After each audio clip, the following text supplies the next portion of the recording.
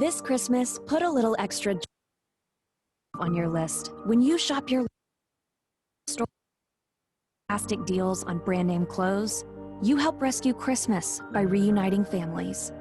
All sales centers which support parents in their journey to overcome substance abuse. For every gift you buy, you help give children the gift they want most, time with their parents. Just shop your local center. You want to know why days a week doesn't work for you when you're trying to lose weight? Because it never has. And I know that's hard to believe, but it's true. Cardio actually burns calories, usually in the form of carbs in the bloodstream that are then replaced with the very next meal that you eat and stored as more fat. This is why when you even eat low-calorie foods or run for an hour a day, it seems like you get softer, but you don't actually lose any weight. And this is one of the biggest reasons why most weight loss attempts fail within the first 3 weeks. I don't do an hour of cardio. I have never done an hour of cardio in the past 5-10 years, and I stay sub 10% body. Well, you could say, well, I have a couple of injuries and I can't lift heavy.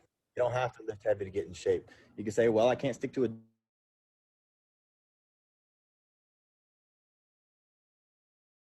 You could say, I'm not in shape because I don't know who to listen to. I don't know even what to do. Well, here's your chance to rest and learn exactly what you need to do to get in shape, depending on what shape you're in right now and what shape you want to be in. With all those failed past attempts to try dealing with the fat around your belly, do you really think that this time is going to be any different? I mean, how long are you going to keep trying on your own? Testing my microphone. Hello, good morning, everybody. Hello. So let me help you. Dieting is 80% of getting in shape. Exercise is only 20. Yes, this is go starve yourself or eat only salads and completely hate the foods that you eat all day and crave everything and you can't have those foods. I'm eating burgers right now and I'm going to use this to boost my metabolism through a thing I call carb confusion to speed up your results. If you want to learn how to get in shape without giving up the foods you love, the first thing you got to do is understand where your body is at right now, what your body type is, and what you need to do to achieve your specific goals. No more one size fits all fat loss approaches. Those don't work, and you probably know that. So how are you supposed to magically find the time to work out and live a healthier lifestyle? I'll tell you how. You stop doing what's unnecessary, and I'm talking about what you probably think you have to do to get in shape. The truth is, when people say that they're going to get in shape, they do two things. And tell me if this sounds familiar to you. One, they start eating less because the only way to lose weight is to burn off more calories.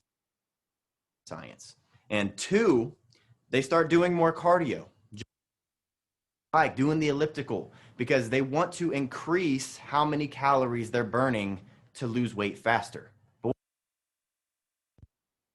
you're actually hurting yourself. How? Well, has it worked for you yet? Or did you end up hitting a wall and eventually quitting? But if you're interested in hearing why these two very common things never actually work, click the link on this video and take my body type quiz. When you click it, it'll take you to a quick 30-second quiz where you'll answer just 6 easy questions. And after answering those 6 questions, we don't need your email or any information from you, but it will take you to a video why these things don't work and the 3 most important things to do in order to get into better shape than you were in during your 20s. So click that link and I'll see you in a second.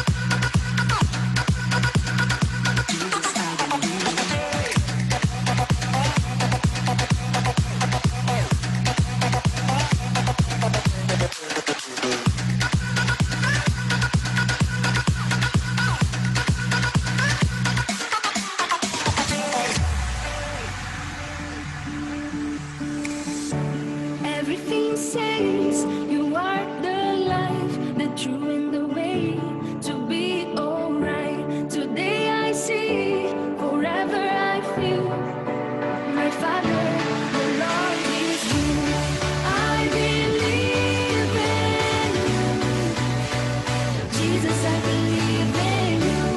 I believe.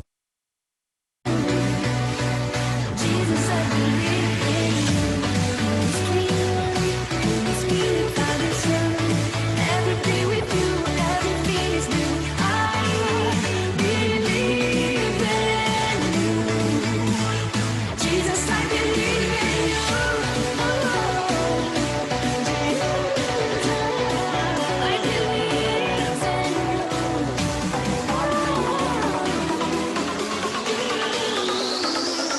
you. Jesus, I believe.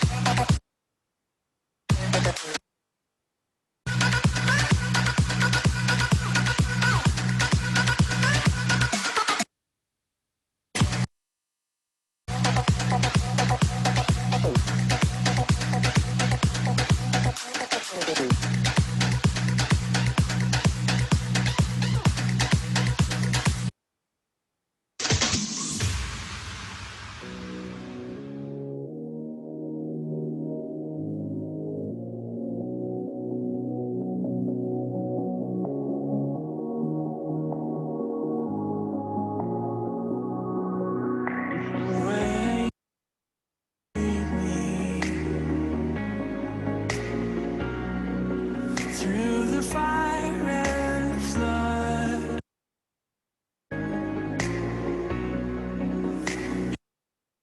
breaks the silence and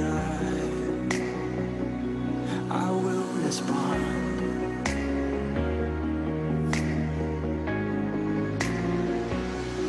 Oh my love, don't let go. Take me back to where we started from. Hey DJ, can you hear my audio? Don't let me go. Take me back.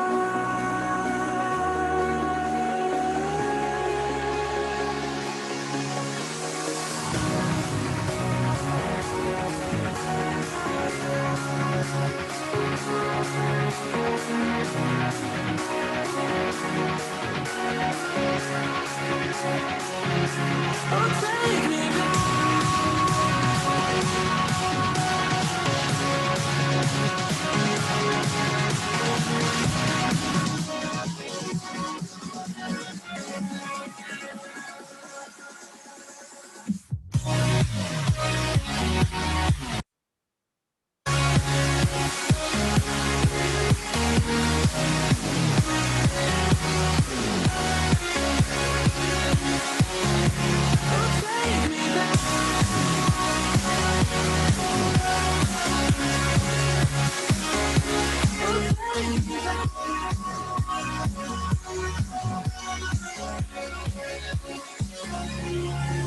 Where you always find me. Though you see my wandering heart, your light shines through the darkness, and I will respond.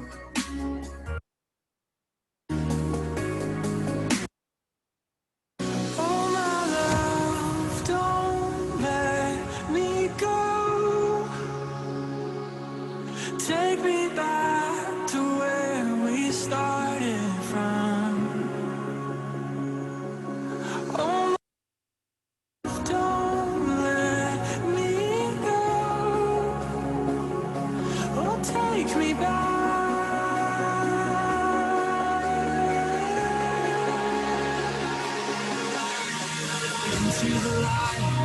Into the light we come with open arms.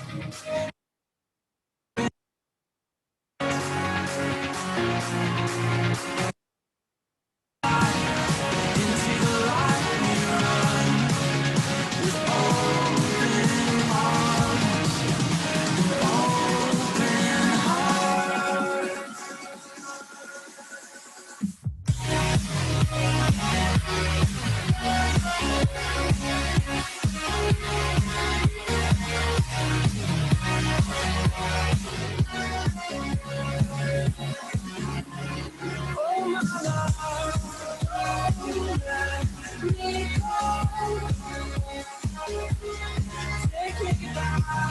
Take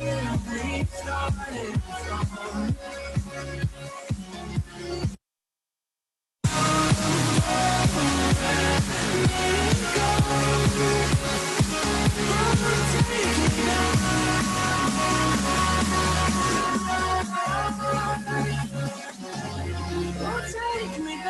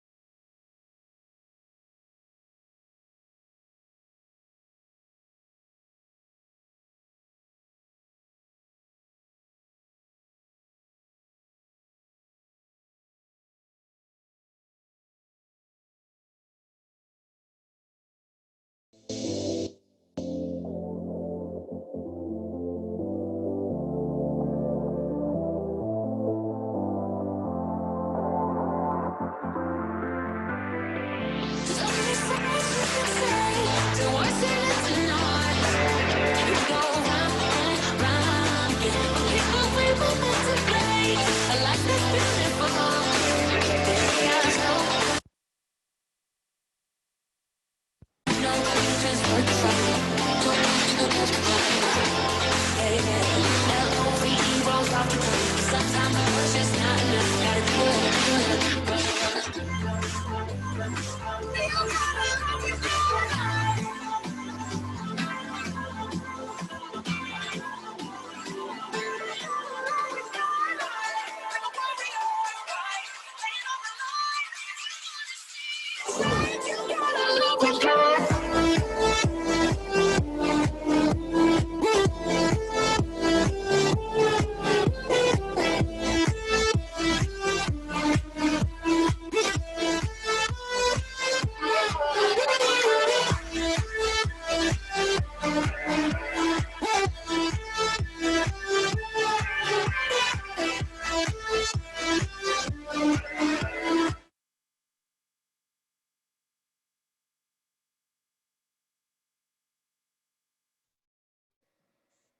Hey, hey, hey, good morning, everybody. Switching over my camera. There you guys are. How's everybody doing today? So I'm gonna share my screen and you'll be able to follow along with me and we can see what today entails. Thank you guys so much for coming out today. It has been an honor to put this together and you guys are in for a treat today, honestly. So without further ado, let's switch over. There you go. All right, welcome everybody.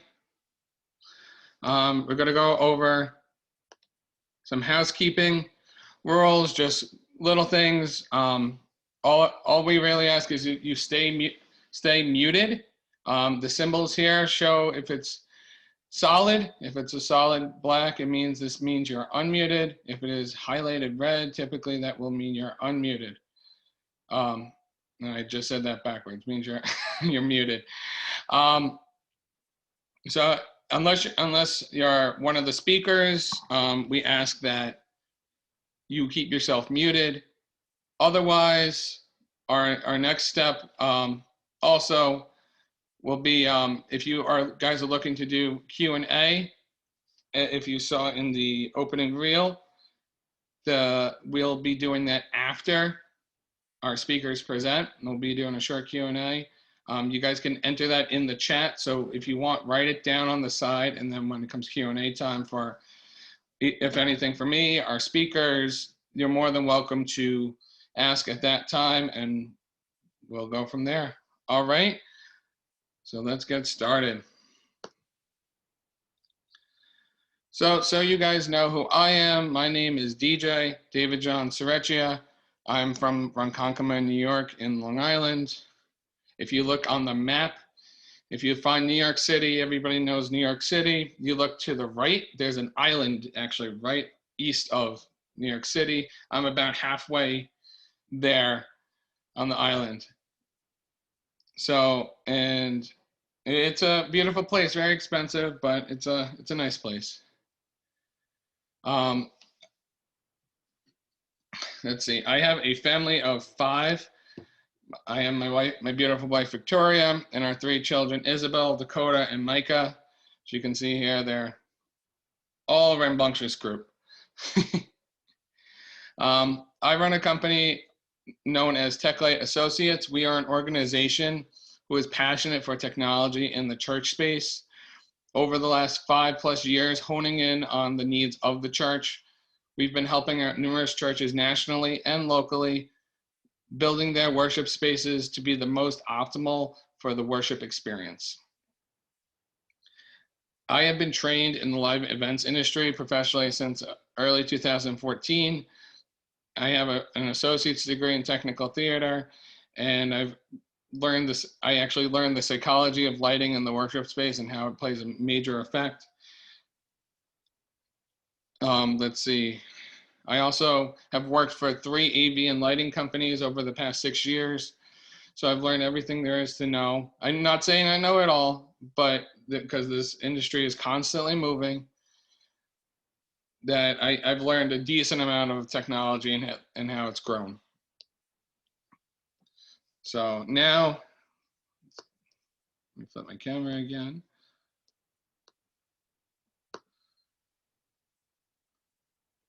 There you guys are. So it has been a true honor and a blessing to do any and all of this, especially in almost now a year of a global pandemic.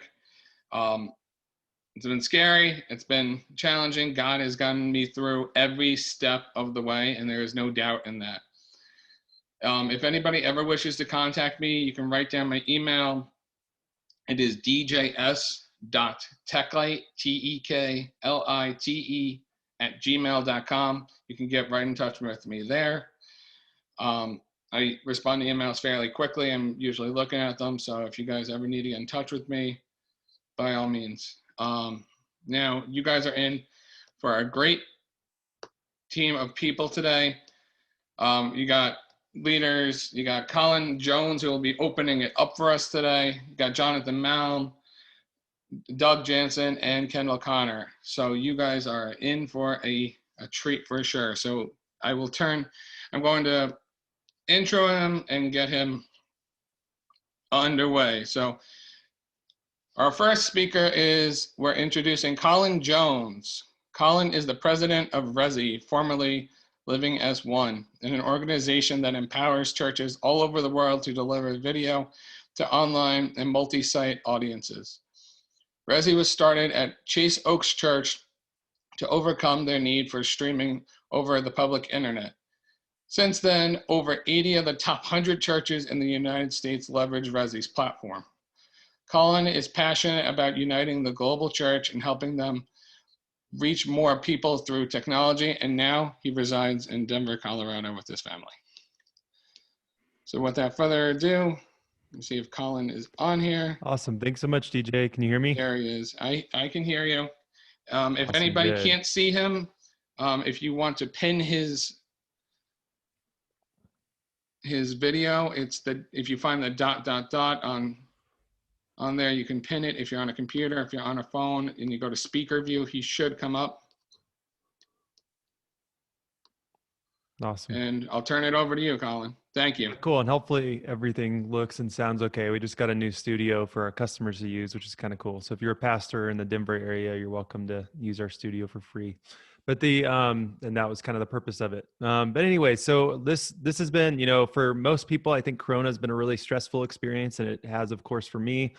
But as someone who, is trying to convince my church to stream since I was like 12 years old, it's honestly kind of hard not to be a little bit joyful about the opportunity that it created as well, for churches to finally realize kind of the power of the, reaching people online.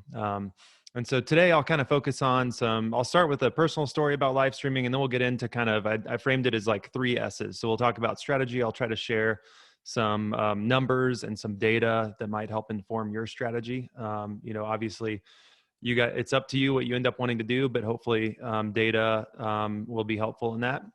And it's obviously constantly shifting in the online world. And then we'll talk about streaming setup. So what DJ is an expert at, and he's installed Resi many times, but we'll talk about kind of, hey, how to optimize your technology for live streaming, right? And then we'll talk about the streaming tech in terms of like streaming tech specifically. So how do you increase watch times, protocols, streaming quality, viewer retention, all of that kind of thing.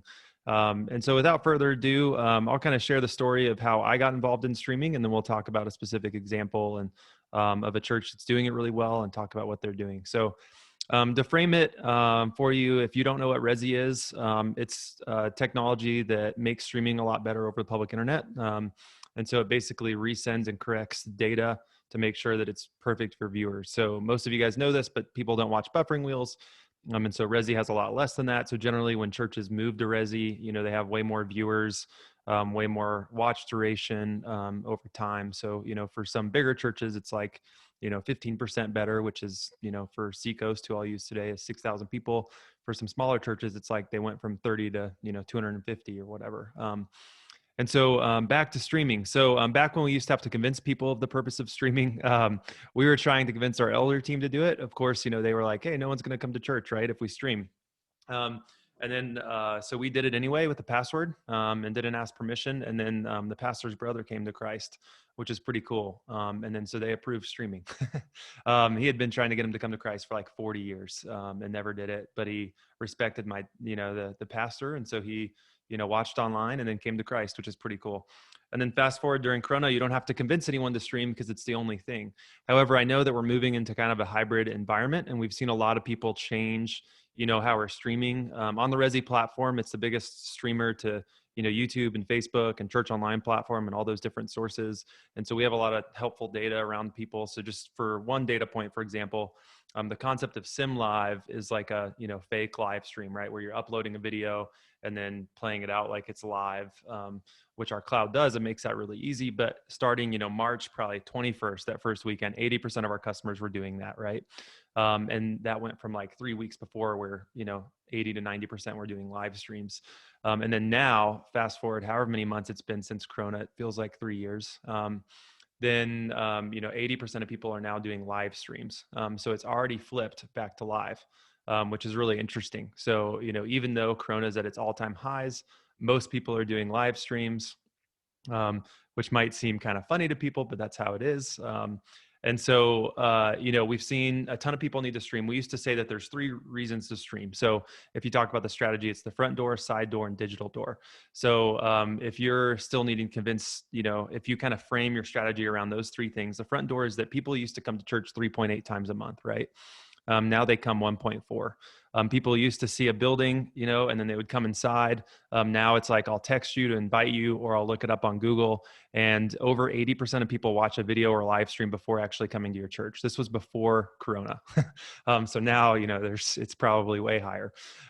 We don't know how coronavirus is going to affect attendance afterwards and how people come to church. We know that it'll move things digitally, right? We don't know if that'll be 50% or 100% or 20%, but it'll be, somewhere in between those numbers, right? And so streaming is now the front door to your church. You have about 3 to 4 times more views if you do a live experience than if you just post a video on demand on your site. The reason why is because of the later principle in psychology, right? So people think, hey, I'll watch that later. It's on demand. I can watch it whenever I want. And then if you're like me, guess what? Later never comes. There's kids, there's, everything going on. It just doesn't happen. However, if I see 10 a.m. on Sunday, got to watch it then. It's live. You see it with other people. I'll frame my Sunday morning around my family around it, right? So the most that we can build habits, live streaming is extremely helpful to your attendance over time during Corona. The second reason is the side door. So, obviously people used to come to church 3.8 times a month, and now they come 1.4 with Corona. The Barna Group estimates that 1/3 of your attendees in church will probably just decide not to come back. I hope that's not true. I hope for you it's 300%, and it very well might be. There's also estimates that people say more people are going to come back because they're so annoyed of this church, online thing, and they just want to be in person.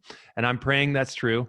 However, Barna's research doesn't show that, right? And so obviously, before Corona, this was the soccer mom, right? Our culture is not oriented anymore around church on a Sunday morning or even church on a Friday night. It's just not, parents have to decide between whether their kid plays soccer or go to church, right? Which a certain percentage of the people that we're trying to reach are going to choose to do, soccer, right? And that's okay. We're trying to reach them for Christ. We're not trying to fit them in our format. And so the way that works is if, that soccer mom will watch online, right? Or the person that lives in Florida, if you're in, DJ's in New York, he's got a lot of flight in the winter to Florida. If I lived in New York, I think I would too, with looking at the temperatures. And then you're able to engage them. It increases giving, right? And then the third one is you have the digital door. And so the digital door is everybody that you want to reach is online, right? Everyone that you want to reach has an iPhone, et cetera. And so if you can post things on Facebook, YouTube, and your website, et cetera, then it's going to reach new people, just like my pastor's brother, right? Who would have never walked into church before, but just because he respected the pastor, he's going to watch the thing online. He respected his brother. He's going to watch something that he posts, right? And then guess what? He surprised himself and came to Christ. And so we're praying that happens to your church. A few things, obviously the online space is really convoluted. As a church, you ask the question, where do I go and what do I spend resources on, right? We're limited. We have volunteers. How do I direct volunteers? If you are a volunteer, how do I direct my pastor to figure out this online thing? I'll share a quick data point on that. So Facebook and YouTube, amazing marketing platforms, right? Really bad for viewer retention. And so Facebook, for example, has an average watch time of a minute. I've never seen higher than 3 minutes for a church. People are scrolling, you have cat videos, you have people commenting on your photos. It's just a mess, right? I'm sure that everyone's seen Social Dilemma. They give us, dopamine hits in our brain, and they have to change our attention constantly in order to keep us addicted. And guess what? It's probably not going to be on your church service, right? So Facebook loves when you send people to them, because they know that they'll change their attention to something else and then get ad dollars from them, right? And same thing with YouTube. So YouTube has about a 20-minute, actually about 10 to 15-minute average watch time. And they do the same thing, right? For me, it's Tesla videos. I don't own a Tesla, but I watch a lot of Tesla videos on YouTube. And they know if I'm watching my church and there's a Tesla video on the right, there's a certain percentage of me that wants to click that, right? And that does. And I'm sure that, as me as a church guy, the average Joe of an attender at a church is going to click on that a lot higher percentage of the time than me even. And then your website has about a 40 to 50-minute average watch time. Generally, it's about 80% of your service. So if you can do a church online experience, don't embed Facebook or YouTube. Those buttons are we call positive and negative distractions. So create positive distractions. Have giving buttons. Have join a community group buttons. Have a chat that you're engaging people with, asking them where they're from, et cetera. And Church Online platform makes that free and easy. And then you have to use a streaming provider to do that. However, which is with us, the cheapest plan to do that with is $70 a month, right? So if you compare $70 a month to having, let's say you had 400 people start in Corona watch your online service. If you stream to Facebook and YouTube, the churches that just stream there now don't have nearly as many people watching, right? Because it's so distracting, right? So they don't build a habit. The people that stream, 9 and 11 on Sunday or whatever time you have to watch then, come online to my website, generally the website views don't change. So take Bayside Church, for example. They're a large church on our platform. They had 300,000 views Easter weekend, right? Which is crazy. And I talk about a lot of large churches because they're the ones that have time to think through their strategy. But we have way more small churches of, the average church size on our platform is like 40 people, right? And that's great. But with Bayside, they had 300,000 people, 250,000 of those were on Facebook, right? That first weekend. And what happened was, and I think like 30,000 on their website and 20,000 on YouTube. And now they have 5,000 people watching on Facebook. Really depressing, right? To go from 250 to 5,000. I mean, that stinks. No pastor is going to be encouraged about that, right? That hurts. However, the fact is that their website, they still have the same amount of views that they did Easter weekend. Those people kept back, right? Just because it doesn't trend every week or just because whatever, those people watched for 15 seconds and then didn't come back, right? It didn't build a habit. So what we generally recommend is stream to your website. Don't point people to Facebook and YouTube, but stream there because they have amazing social benefit, but try to pull them, use them as top of funnel activities to try to pull them down the funnel to your website where they can give, et cetera. So there's some streaming strategy. And the next is on the streaming setup. So cameras, lighting, and sound. So DJ is obviously the expert on this, and he has done a lot of great installs. A few pieces of recommendation from a strategy standpoint from streaming that we're seeing work really well, right? Obviously, if you think about it very simply, you need a camera, and an encoder, right? Something to send video to the cloud, right? And the internet, right? And so with that, generally, you want to have a few cameras so you can make an more engaging experience, especially with worship. You can't have this one camera experience that I'm having, and or if your pastor turns to the side, you get their butt, right? So the more cameras, Elevation will have like 9 cameras. The average small church on our platform will have 2 or 3, and 2 or 3 you can create a really good experience with. Probably most of the churches that either are small or medium, but they want to do online really well, will have 4 or 5. And that's really great when you can get that because you can do different, guitar, whatever, shots and drum shots, and you can do things that are engaging to the audience online that help them watch longer, right? However, the most important thing for your online deal is sound, right? If people don't have a good sound, they will not watch your deal. So make sure, don't do things with, the 1/8-inch cords, the ones that you plug in well before your iPhone went to Lightning, which everybody's greatly happy with, I'm sure. But the 1/8 inch is the aux cord of what you think of that. Those create buzzes. Don't do things like that. Do XLR all the way through. USB mics and all of that as well. A lot of small churches will do that, and they're not run on the motherboard, right? So USBs are on what's called DACs, which can have interruptions and pauses. So as much as you can, try to do straight XLR through. There's really cheap de-embedders online and stuff like that the DJ can help you with to get good audio in, but make sure that your audio is professional for people watching. It's way better to spend more money on audio and lighting so that people can see than the next great camera, right? And then, of course, you have kind of the one main pitfall that I've seen churches do with this is that with AVL in general is that they were doing online really well until they started to meet back in person for 20% of the room. And this is a personal soapbox, but don't sacrifice the online experience for 20% of the room, right? You have way more people watching online than the 20% in the room. So just because it sounds great in person does not mean that it sounds good. My actually home church really struggled with this, which is funny. So we would, my family, we worship really loud, right? In order to sing, we have to turn the worship really loud. Otherwise we're all terrible singers, even though we wish that we were good. And so we have to have some kind of noise cancellation of our own voices, if that makes sense, in order for us to feel comfortable worshiping God and creating an authentic experience. When we go in the room, that's fine, right? But when we're on our laptop, that's hard. So we plug it into, like a third, a Bluetooth speaker or whatever that we can pump pretty loud. And so the weekend that our church went back into person, they prioritized in room, what sounded good in room. And it just sounded terrible on my speaker. I had to like turn it, to 20% of the volume, just because it was so bad. And make sure that you're monitoring for online right now.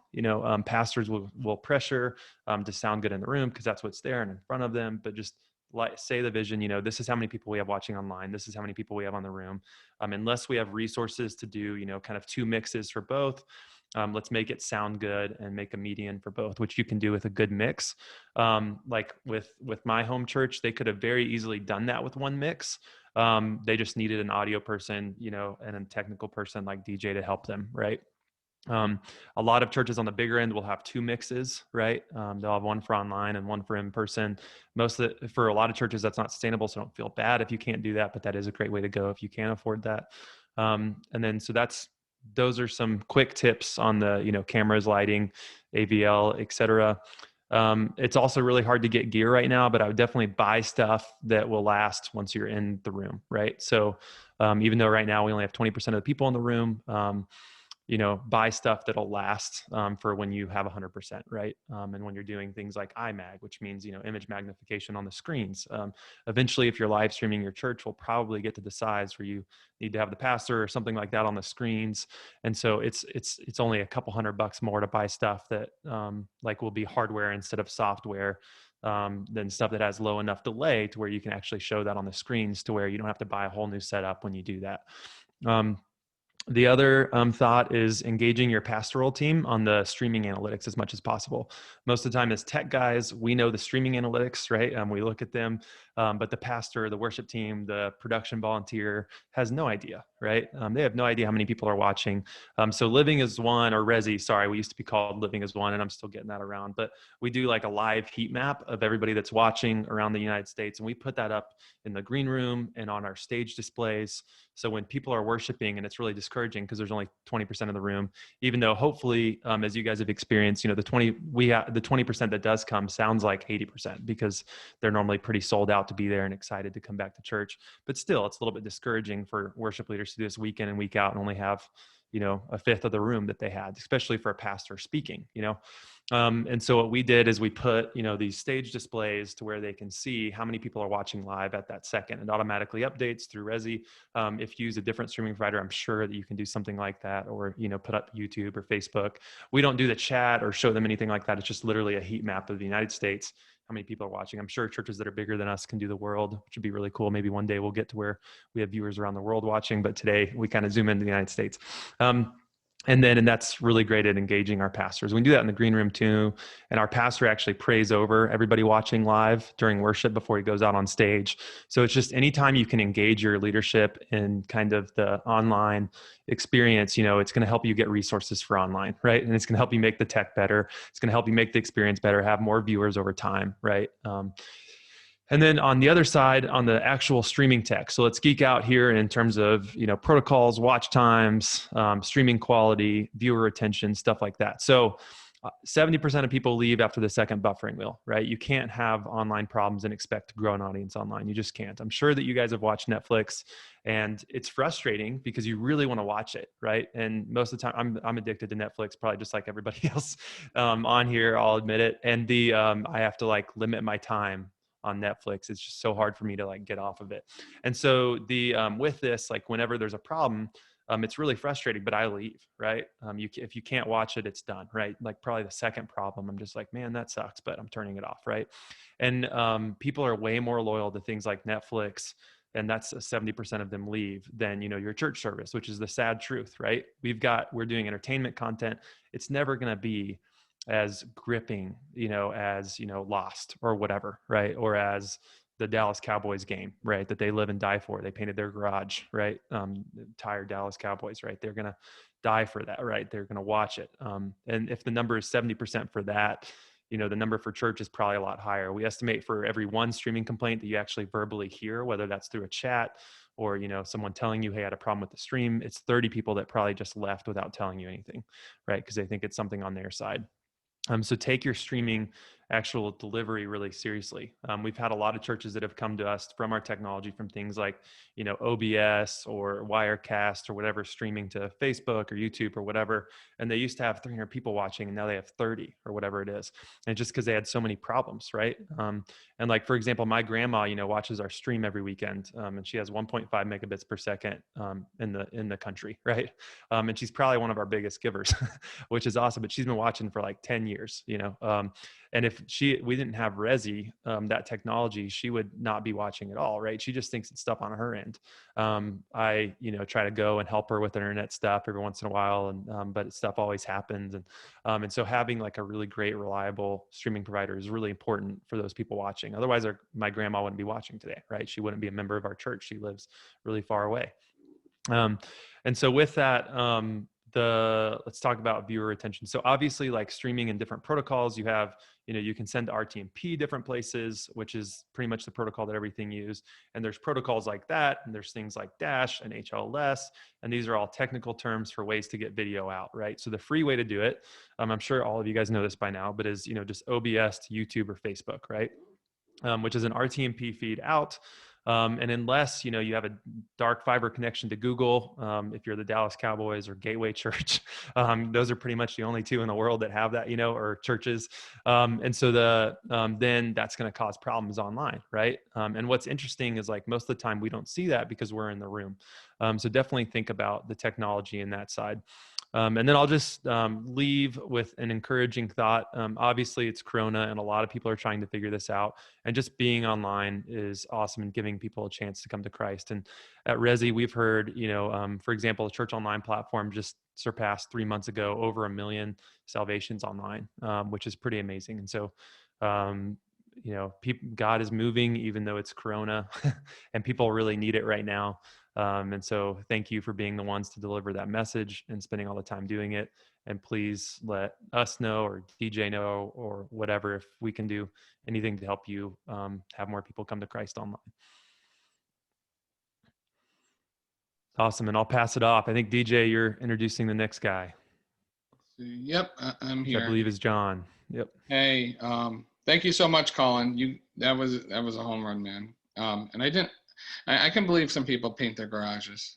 I'm not that crazy football fan. Yeah, here I live in Denver, and probably every 10th house I live in is like either like the huge decal or actually painted. Yeah. I don't know what it does to resale value, but they don't care. It might drop it. I don't know. Yeah. Yeah. I guess it increases it for the right buyer. Yeah. Right. That's great. Yep. Awesome. Yep. Thank you so much, Colin. That was great. So everybody knows Colin he's a good friend from Resi. Us at TechLight are also dealers for Resi. So if anybody is looking for stuff, we can hook you up. We can get, see what your worship space needs, and we can just talk you over it. We got people saying thank you in the chat. Great job. Yeah, you guys can rock it out in the chat saying thank you, whatever. We just asked to hold questions till the end. Sweet. Yeah, there you go. All right, so let's introduce our next one. All right, our next speaker goes to Jonathan Malm. I'm going to introduce him. He'll get a good laugh out of this, and he can correct me, but he has a 7 on the anagram scale, an ENTP on the Myers-Briggs scale, and a high 5 on the emoji scale. He can't sit still for too long. He loves juggling multiple obsessions in the form of starting businesses, writing books, and roasting coffee and cooking.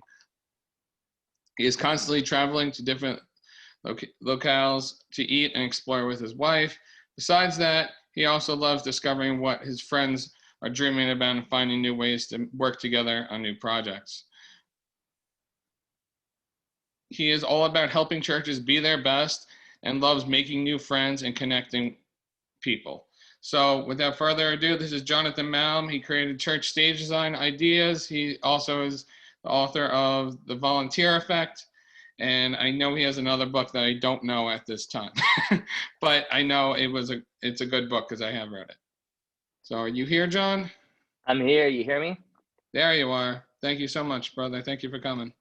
Yeah, thanks for having me. I was laughing about what Colin said because I live in San Antonio, Texas, which is maybe 5 hours south of Dallas, Texas. Yet everyone in San Antonio, Texas is a Cowboys fan, like crazy. So painting your garage, like you have flags on your car, like it's insane in San Antonio for Dallas, which is weird because we're like 5 hours south. So That's crazy. that's just, I don't know if there's any Texas people in here, but you get it if you're a Texas person. So yeah, Colin, it's Breads.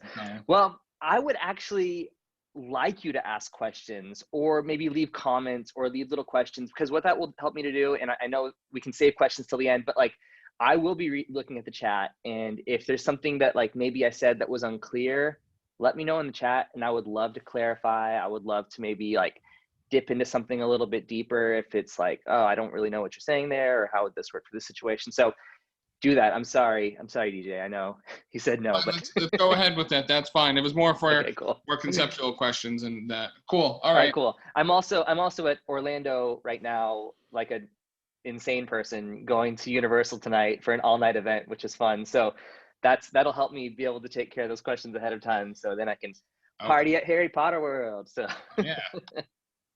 No judgment there. But anyways, well, yeah. So, you know, my first job at a church, my dad was a pastor of a church. We'd been invited to take over this church that had gone through a massive church split.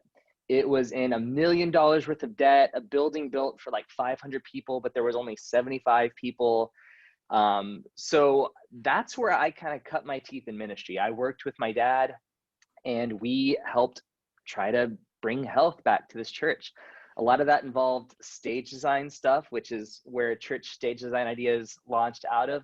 A lot of it involved social media, which was burgeoning at the time, trying to figure out what social media was like. And that partially helped me launch SundaySocial.tv, which is a social media, kind of a Netflix subscription for social media graphics for churches.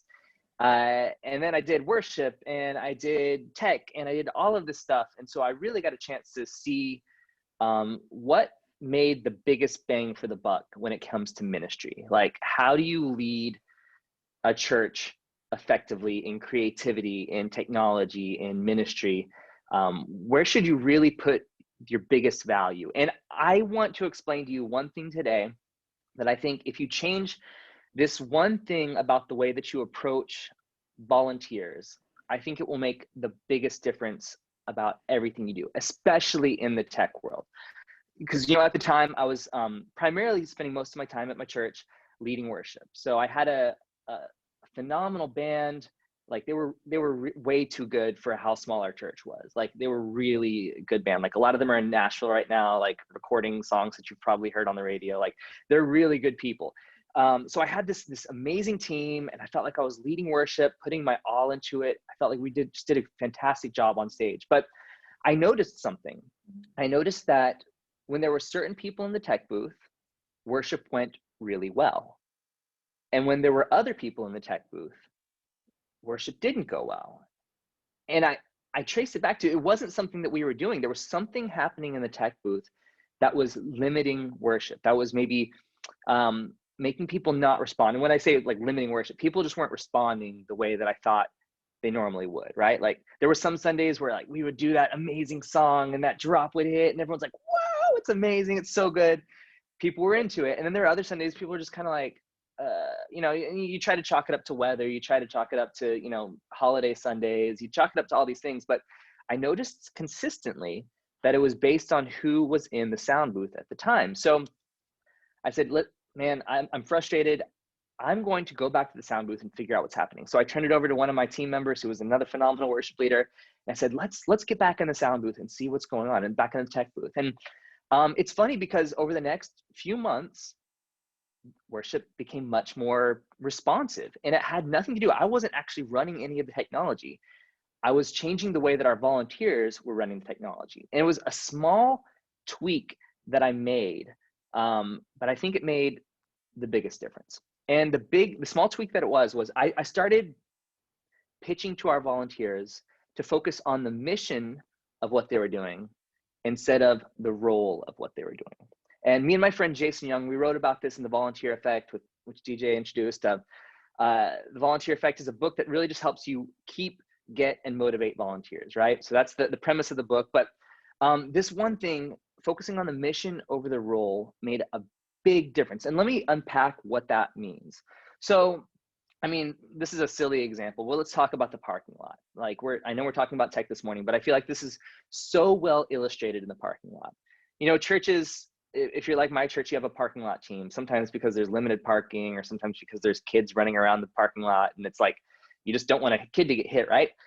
So you say, hey, we got to create a parking lot team. And so you invite a bunch of guys that are kind of rough and gruff to join the parking lot team, and say, hey, would you join the parking lot team and help us park cars?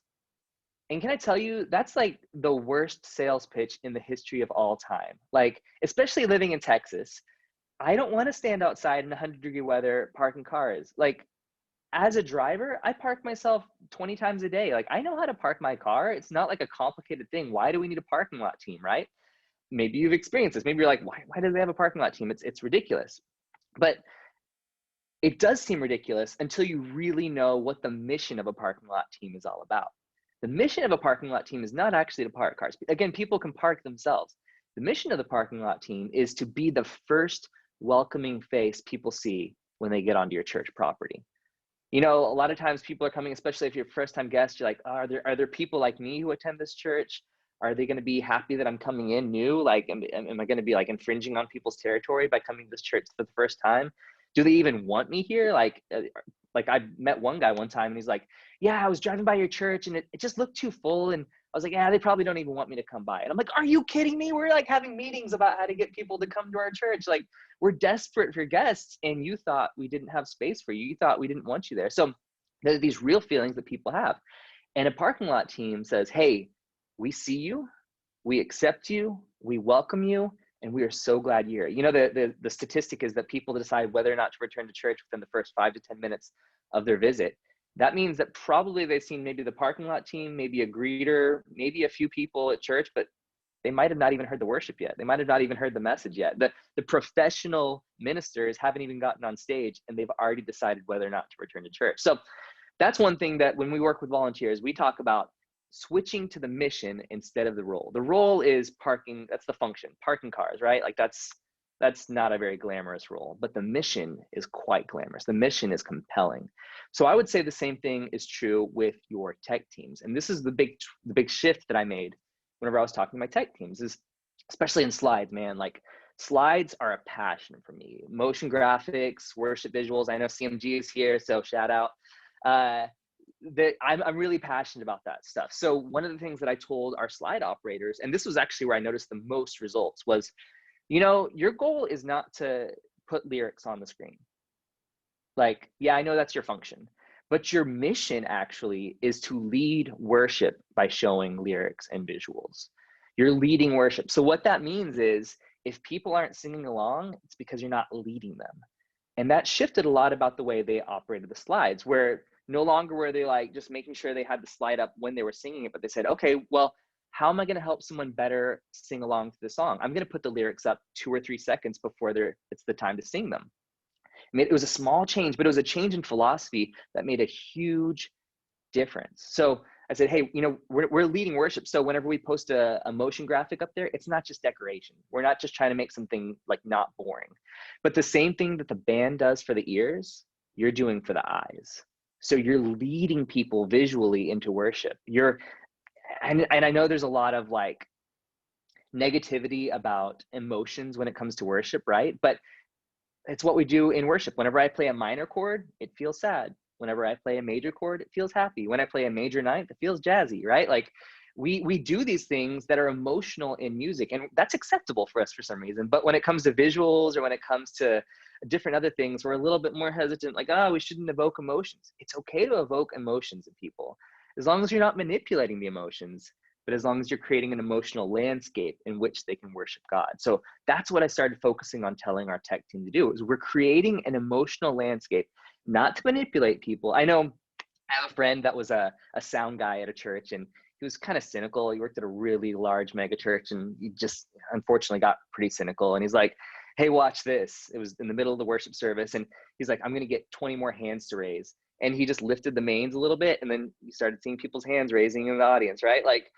unfortunately, he was on the emotional manipulation scale, right? Like he was a little bit cynical about worship, and he thought, oh, this is just fun. I can manipulate people. That's not our goal, right? Our goal is to create the emotional landscape where people can then maybe get rid of the distractions. They can get rid of the things that are like, oh man, my kids were yelling at me this morning. My wife was yelling at me in the car. I'm getting rid of those distractions because the emotions are gripping me. I'm in the moment. Engaged in the moment, and then I can focus on God, maybe hear from him, speak to him, and engage with him. So that's what a lot of things we did. So with slides, we did that. With sound, a lot of times I think we tell our sound team, hey, your goal is to keep feedback from happening. Oh man, if that's like the bare minimum, right? Like that should not be your goal, because if your only goal is to keep feedback from happening, then you're not doing anything really good. So the goal for sound is to make sure that what's happening on stage, so you're leading worship along with the worship team. You're making sure that the leader is heard and is engaging, and you're making sure that the low end is kind of filling your body so you feel drawn into it. You're making sure that the highs are crisp so you can get clarity and you can understand, and you're making sure those mids are not like destroying your eardrums, because like, I don't know if you've seen this. I'm sure you guys are all tech people, but you've seen that a baby's cry in the EQ is tuned like this, right? Like it's all mids, and our bodies biologically are tuned to that baby's cry. Like that baby's cry is supposed to annoy us because it shows us that we need to help baby, right? And so oftentimes what happens is, and it sounds piercing, but really those are mids. And so in sound, I had to teach my team, hey, we're trying to get rid of that baby cry from our sound so it doesn't hurt our ears, but we're getting the nice crisp highs and the nice deep lows to kind of balance out that baby cry of our worship team. So that was something that I had to teach our team. It was about, again, the mission of it. The mission of it is to create an inviting, welcoming, emotional landscape where people can engage with God. The lights, it can be very tempting to say like, oh, we need strobing lights, we need moving lights, we need all of this stuff because we got to wow people, right? Like, I think somewhere along the line, we got the idea that like church was boring. And we said, okay, we have to make church somehow entertaining because church is boring. And man, if church is boring to you, you've probably lost the vision that like people are like their eternities are changing at church. Like every time that one person's hand raised, which can sometimes feel so commonplace for us, that's someone giving their life to Jesus. That's someone like being rescued from hell into an eternity in heaven. Like we can never lose the passion for that. So I think so often is we kind of get bored with church and we say, we got to make it entertaining. We got to make it flashy. And that's not the goal of tech. That's not the goal of creativity in our church. The goal of that is to create that landscape where people can engage with God. And maybe for the first time in their week, they're able to focus on God, whereas they were just focusing on entertainment and all the stresses of life. So that's the reason. So our lighting is not to just wow people and impress people. That's not why we do haze. We're not trying to be like a club. We're not trying to be a concert. But the haze often helps you see the beam of color. So that just makes that blue light, which was kind of maybe boring just on the floor. Suddenly it fills the room with blue. And that brings more emotion into the space where, again, the same thing, what the band is doing for your ears, the lights are doing for your eyes. So you're creating that landscape saying, hey, we're singing about the goodness of God. So let's create a lighting landscape that shows the goodness of God. Like, what would that look like to you? Don't just put, laser greens and intense reds and like, we got to wow people, but we're really trying to show people what's happening in the worship. We're trying to show people in the lighting and the slides and with audio, with the sound. And so that was part of what I did whenever I moved back to the tech booth is I started recasting that vision. I relaunched the team. I didn't I didn't fire anyone, although I did later fire some people. It's okay to fire a volunteer, let me tell you. But I just relaunched the vision and said, hey, let's change the way you're doing slides. Let's change the way you're doing sound. Let's change the way you're doing the camera. We're going to change it where your goal is not just to do the function. Your goal is to accomplish a mission, and it's a compelling mission. It's going to help the worship team. We're all in the worship team together, and it made a huge difference. So relaunched the vision, and then I continued to cast the vision, meaning I continue to remind people, because again, one Sunday to the next, we have a different slide operator. So for Dolores, I had to say, hey, Dolores, remember, our goal is to lead worship with the visuals. Okay, Larry, hey, you're on this week. Remember, our goal is to lead worship with the visuals. And it got really exhausting for me because I was telling someone new every Sunday, but they were only hearing it maybe once a month. So we have to be exhausted with our vision because that means our volunteers are just now catching it. So don't be afraid to harp on that vision and find creative ways to say it. Find, creative stories to emphasize that it's being done well or that it's not being done well. Find creative ways to reiterate that mission for people. And it's going to make a huge difference in the way you run your team. And one of the ways that changed so much was inviting. And I talked about this a little bit at the beginning, but there's something about inviting someone to a mission that is so significantly different than inviting them to a role. Because, hey, would you be willing to run ProPresenter? There's a good chance in your church, if you're just getting ProPresenter up and running at your church, there's a good chance that no one's run ProPresenter at your church. So when you ask someone, hey, would you be willing to run ProPresenter? Their immediate response is going to say, I don't know that program. I don't know what to do. I don't know how to do that. And you're going to get a no. And then you're going to say, oh, nobody at our church wants to volunteer. I've heard that from a lot of churches, that people say like, oh yeah, Elevation Church can get a ton of volunteers involved, but nobody wants to help at our church. And so much of that comes in the way that we frame our asks and the way that we frame the vision for what we're doing with our volunteers. Whenever we say, hey, would you be willing to run sound? Like, I don't know how to run sound, but would you be willing to help the worship team be heard and be engaging for the community? You're like, yeah, I'd be willing to learn that. That sounds pretty exciting. It's pretty fun. So I changed the way that I invited people, and I started casting the vision instead of casting the role, because that's what I just consistently hear from people at churches is, hey, would you want to volunteer? You're like, yeah, I want to volunteer, but I don't know what to do. I don't know what my skills are. And so one of the greatest things that we can do as church staff or as volunteer staff is we can see the people in our church and say, wow, you're such a good people person.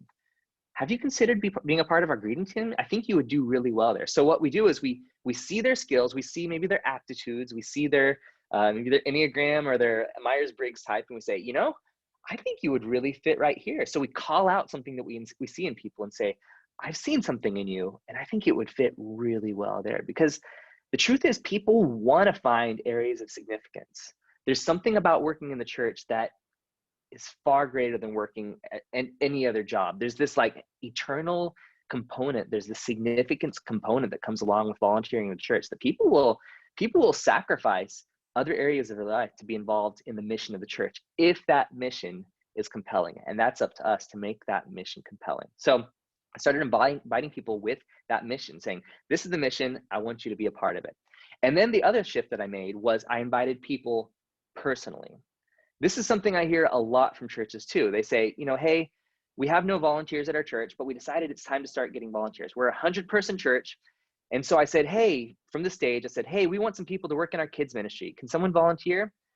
And they tell me, hey, Jonathan, nobody volunteered. Nobody at our church wants to volunteer. We have 100 people, but not a single one of them wanted to volunteer. And there's this kind of irony that happens where when you're inviting a volunteer to join your team, when you invite everyone, nobody responds, or very few people respond. There's this irony in that, where the bigger you cast the net, the less results you have. I know in fishing that's not usually the case, right? But for fishing for volunteers, that is the case. So what instead you need to do, and this is what I found to be so effective countless times, is invite people personally. So you say, hey, Joe, I've noticed that you are just like, you're like drumming along with the worship team whenever the music's going. I see that, like I see you like engaging, and I feel like you're feeling it. Have you considered running sound? I feel like you feel the music. I feel like you have that like a connection with the music. Have you considered running sound? And they're probably gonna say, no, I hadn't considered that. But well, would you want to try? Would you want to come to maybe a Tuesday or Thursday night? And we can train you on the board a little bit, and Joe is going to say, hey, I never really considered that, but I'm willing to explore that. That sounds kind of fun.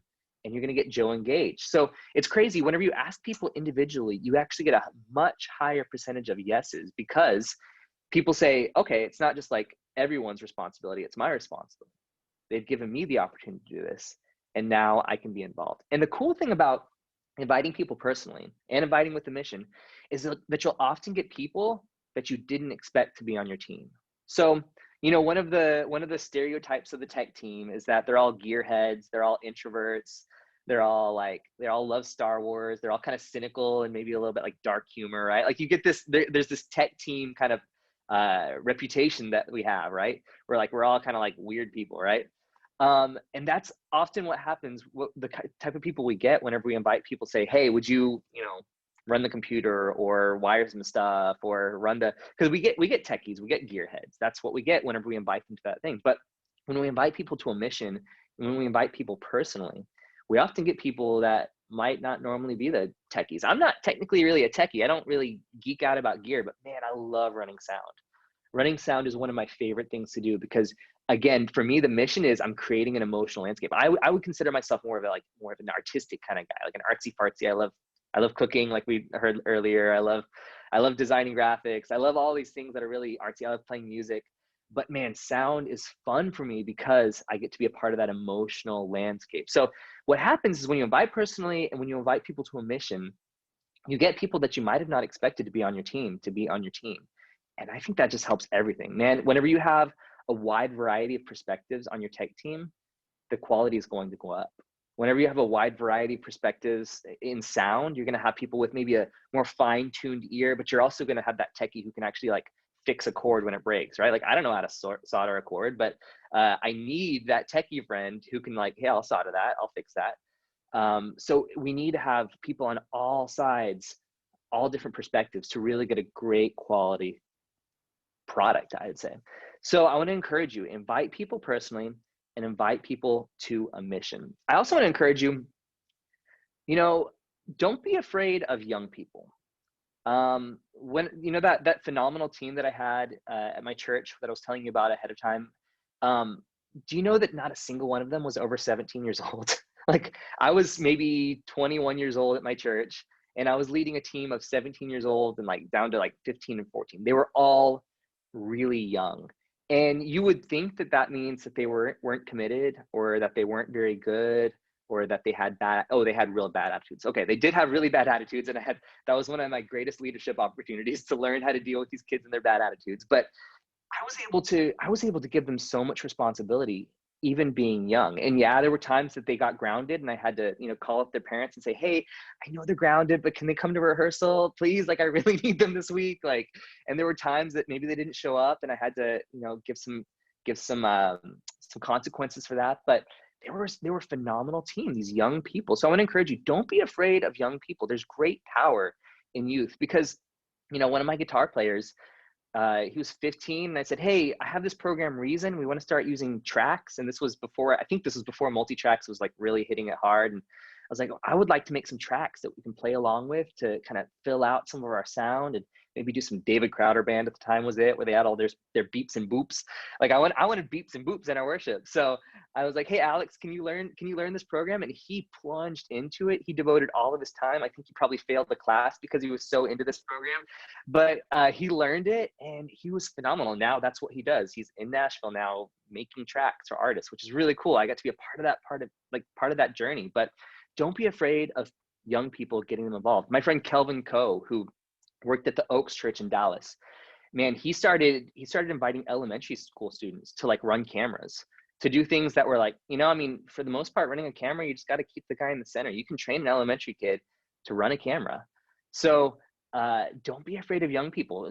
Get young people involved, and I think you're going to see a great growth in your volunteer ministry, especially in this time. And I want to leave you with this, not to wrap up, but I want to leave you, during COVID, we have the opportunity to relaunch our churches. Now that we're kind of maybe coming out, I know there's a big peak, and so a lot of churches are going back into quarantine, but we have the opportunity to relaunch our teams this month, or as vaccines come available, however you feel about that.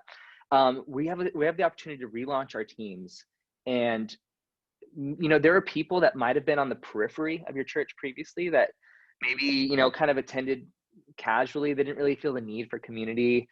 And now they've been in quarantine and they're feeling desperate for community.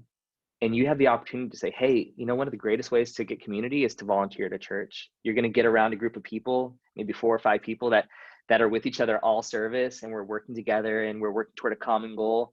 You want to get connected? This is the best way to connect. Or there are people that are, like Colin was saying, that are tuning into your church for the first time on live stream. And they're like, man, I dig this church. I really want to be a part of it. And you have the opportunity to engage them. There are people that maybe their lives were kind of busy before COVID. Like they were just overpacked their lives with kids events and with work events, and COVID forced them to stop. Like they were forced to slow it down. Me and my wife, we're pregnant now, and I'm so glad we were forced to stop because we slowed down our life. And now whenever we have a baby, I feel like we're actually a little bit prepared for it because we've slowed down. We realize the pace has changed. So we can get people involved that have maybe previously been too busy, but now they have time to be involved. So don't be afraid to reach out to people that have said no in the past. Relaunch your team. So I have a question. I see a question here. Oh, that's just a great thing. A recruiter to camera volunteer by saying, hey, I saw you recording on your phone. Want to check out media? Exactly. And that's a great point. Stalk your people. There's nothing wrong with stalking your people. Go on social media and just find everyone that goes to your church and look at their social media. Some people you'll find out, man, they're phenomenal photographers. They should be involved in our photography and social media team. Some people you'll find out are really good at video, good at editing video. Like, man, you edited that on your phone? Holy cow, we want to give you some better software to really go crazy. So stalk your people. That's a great advice, Alyssa. Stalk your people, see what they're all about, use their social media. Man, there are people just like telling you about themselves on social media all day. So reach out to them, hit them up in the DMs and say, hey, I see you at church. I never knew you were so good at video. I think you should use that at church. Would you like to do that? And I feel like you're going to get a lot of people involved. And I think you'll be able to grow your volunteer team. And the crazy thing is, as you grow your volunteer team, your church just inevitably grows because the core group of people grows and then the periphery grows too. So that's what I wanted to leave you with. Empower the youth, empower your volunteers, invite them to a mission, not to a role, and invite them personally. And I think you're going to see some amazing results. That is awesome, John. Thank you so much, dude. That was sick. You hit it there. So much. Yeah. Does anybody have any other questions for John before we got 2 minutes? Hit me up. Yeah, go for it. Yeah, I think that was just incredible. Knowing that, because that's a lot of things that people may not know, that the little things that really just will change a volunteer's mind. It's all about changing your mindset. True. Yeah, it's little changes. When they talk about going to the moon, right? Like it wasn't like they like made one trajectory and they stuck to it. It was like little modifications along the way to get them on the path, right? That's what we do when we drive. We make little modifications. So the name of my books. So yeah, sorry, I forgot. I have quite a few books. So The Volunteer Effect is one of the more recent ones. That's for the volunteer leader. Then we have the Volunteer Survival Guide, which is actually for your volunteers. It's like a $3 book you can give to every one of your volunteers. And it really helps them learn how to be better at their job, how to work better with their team, how to avoid burnout, how to grow into leadership. It's a really phenomenal book that's for your volunteers, the Volunteer Survival Guide. Get that through bakerbookhouse.com. That's the cheapest way to get it. It's $3, free shipping, bakerbookhouse.com, or Amazon, of course, too, but the cheapest is bakerbookhouse.com. Then the Comeback Effect, which is about getting people to come back. So it's really more about, first impressions, first-time visitors, and then Unwelcome, which is a similar book to that. So Volunteer Effect, the Comeback Effect, the Volunteer Survival Guide, and Unwelcome. So a lot of books, John. That's awesome. Yeah. Guys, I'm going to post links on my website, on the company website, techlightassociates.com. We'll get those up so we can support John and also support you guys out in, you're in the church field, you need this. So thank you so much, John. I appreciate you taking your time, buddy. And get rolling to the next. Thank you so much. All right. So our next speaker, Jonathan was just great job. Our next speaker is and switch my screen for you. His name is Doug Jansen. There you go. Doug Jansen is he's a pastor out on Long Island. He is the lead pastor of Living Word Church in Hauppauge, New York. He has been a leader in not only the church ministry, but tech as well, inspiring local churches within the Long Island area. Doug is also passionate about raising the leaders of ministry to the people of today. Doug now resides in Smithtown, New York, with his wife, Kelly, and his 3 children, Cade, Bryn, and Landon. Unfortunately, because of unfortunately the coronavirus and all that, the scheduling conflicts arose originally with Doug, and then there was somebody within the church that ended up having that it was not in the church. It was somebody he was in contact with, and basically they're taking a week off. They're just doing online this week. Hashtag Resi here. Go shout out to Colin and his team. So with that said, Doug did record a message for us. It'll be just like he's here. So, and he's been honored, and he was so excited to be here live, but due to everything going on, it just worked out this way. So hold on, let me share my screen with you guys. Let's see.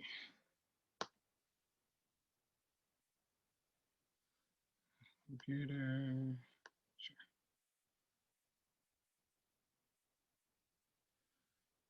Hang on.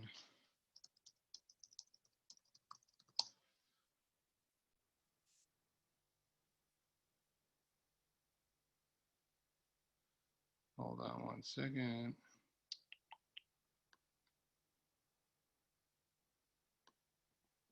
That's good. All right. Hang on. What is going on?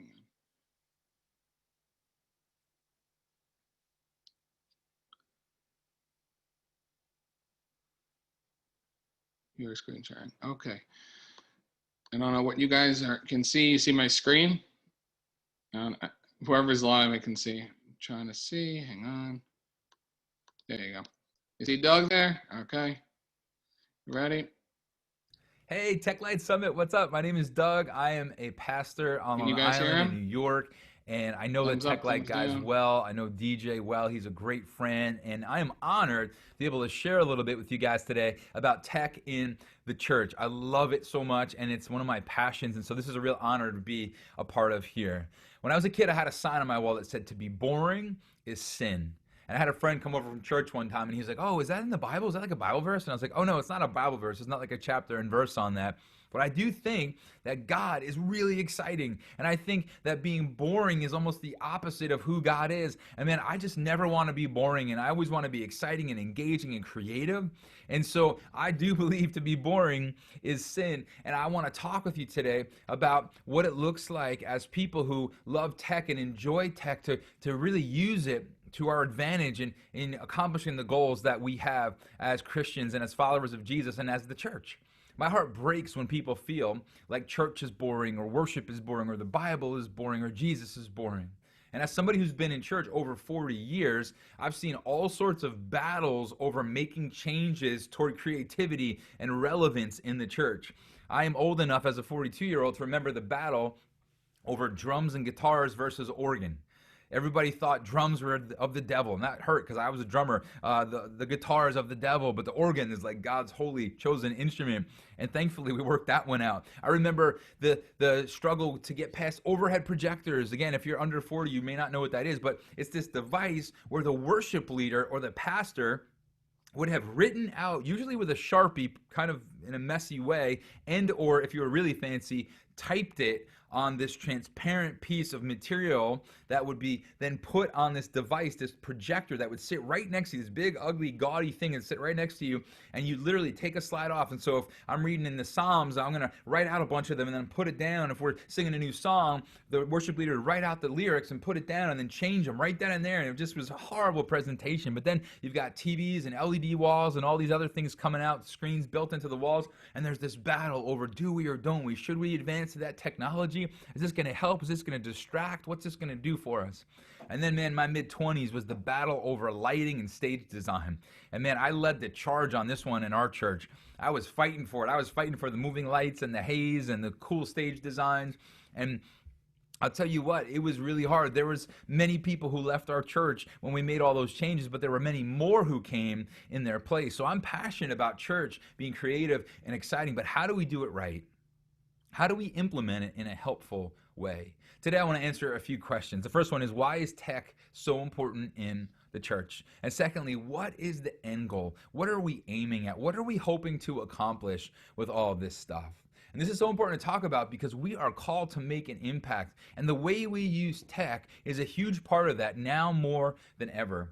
And another reason this is so important is because this right here, what we're talking about today, is where there's a lot of tension in church. I think what happens is when people answer only one of these questions we're talking about today, they stay kind of short-sighted in their ability to understand how important this all is, right? I think often some of us fight for tech and its importance in the church, and the other people are fighting for this end goal that they think contradicts tech in the church. And so I would guess if you have some people unhappy in your church right now with the way tech is or isn't being used, it's because they think it's one or the other. Either you use tech or you accomplish your goal. But what if the two come together? What if using tech can help us accomplish our end goal? And I want to identify what that end goal is here today. And so first question, why is tech so important in the church? Well, listen, I am not the tech-y guy. I love the stuff. I love what it does. I love that the lights do what they do and the cameras operate how they operate and all that good stuff. In our church, we actually move some of the cameras with an Xbox remote control, which is pretty cool. So I love all that. I just don't know how to make it work. And you're going to hear from some people way more qualified than me to talk about that. But let me talk with you about the why. Why is it so important in the church? Well, the obvious reason that we've all seen in these last 8 months is it's a necessity right now. That's kind of the easy answer, right? I'm going to go deeper than that in just a minute, but I just want to remind you, we're living in a pandemic, and tech is absolutely vital. It's not just something Christians can argue about anymore, right? It's absolutely vital. Every church I know, even the ones who still have organs sitting in their sanctuaries and auditoriums, are now streaming. They've figured out we've got to do this. And I just want to let you know, even if you're meeting in person, there is still an online campus you can be reaching. Somebody recently said to us, Doug, you know, the reason we came to your church is because during the pandemic, we found you guys on Facebook, and we really enjoyed the services as we sat and watched them on the TV screen, and we wanted to be a part of it when the doors open. And they've been there ever since, and it's been awesome. I just want to remind you, though, that that's often what's happening. People kind of date our churches before they show up. They kind of, through the screen and through the stream, have the ability to kind of figure out who we are and what we're about and if we're a good fit for them. When I was a kid, if a new family moved into the neighborhood, you kind of go and knock on the door, and the big main door would be opened, but the screen door would kind of remain shut, and you'd sit there talking to your new potential friend through this screen door, and you'd find out what they're about, what they like, what they don't like. You like baseball? I like baseball. You like skateboarding? I love skateboarding, and now it's a good fit. But during that first initial conversation, the screen door usually stayed shut. Well, now people aren't using a screen door anymore, but they're still using a screen to kind of figure out who you are. An iPhone screen, a television screen, a computer screen, and they're trying to figure out if you're a good fit. And so I'd say make sure you're making full potential of an online campus. Again, the guys from TechLight do an amazing job at this. But what's another reason tech is so important in the church? Well, I want to take you to Isaiah 40 for a minute. It says in verse 12, who has measured the waters in the hollow of his hand? I want you to picture this. God just scooping up the waters of the earth in the hollow of his hand. Or with the breadth of his hand, marked off the heavens. Who has held the dust of the earth in a basket, or weighed the mountains on the scales and the hills in a balance? Guys, this is a powerful, creative, exciting God. Look at what he's done with just the hollow of his hand and the breadth of his hand. And I'm just going to measure off some waters here. I'm going to mark off the heavens there. And listen, what does God's creation do? It communicates, doesn't it? God's creation and his creativity communicates. What does it communicate? It communicates who he is, his story, his presence, his love for us. Now, you and I have the opportunity to create and communicate. And when we do, we are mirroring God. In fact, we are created in his image and creating in his image, right? When we're using our creativity, we're created like him, and therefore we're creating in his image or like he did. Maybe we can't call out, a sunset or stars in the sky, but we can use creative means to help communicate who he is, his story, his presence, his love. So why use tech in the church? Why is it so important in the church? Creativity helps communicate God's story. It's that simple. Creativity helps communicate God's story. That's the answer to our first question. Why tech in the church? Why is it so important? Because creativity helps communicate God's story. It helps us be able to say, here is this exciting, amazing, engaging God, this creative one, this one who loves you, this sacrificial servant who gave his life for you. And now we want to make sure we capture your attention with the most important story in the whole world, be it through a preached word or a band singing on stage or some kind of video that's been produced or this stream that's now going out on the web, this stage design that is enhancing our worship experience, this great communication of God's story. When I go out in the morning and see that sunrise, man, God does something to me in my heart. When I see those stars at night, God does something. He's communicating to me his presence and his goodness and his nearness. And you and I can use creativity to do the very same thing. And so why is tech so important in the church? Creativity helps communicate God's story. Now I want to take you to answer the second question. What are we trying to do? What's the end goal? What's the end game? What is this all about? I want to answer that question by taking you to the most creative, non-boring environment in all existence and all reality. And it's in Revelation 4, verse 2. And this is the throne of God. And it says in verse 2, at once I was in the Spirit, and there before me was a throne in heaven with someone sitting on it. And the one who sat there had the appearance of jasper and ruby. Are you picturing that? Are you imagining jasper and ruby? And then a rainbow that shone like an emerald encircled the throne. Have you thought about the creativity and beautiful design that surrounds the very throne of God? What's the point of it all? Well, we'll see that in a few minutes, but keep picturing this with me. Verse 4, surrounding the throne were 24 other thrones, and seated on them were 24 elders. They were dressed in white and had crowns of gold on their heads. This is more incredible, beautiful, visual imagery. Powerful. But look at what's next. Verse 5, this is great. From the throne came flashes of lightning, rumbling, and peals of thunder. I love that John's just trying to get this out. It's like he can't even really quite adequately describe what he's seeing in this vision that God is giving him, but he's definitely amazed and in awe.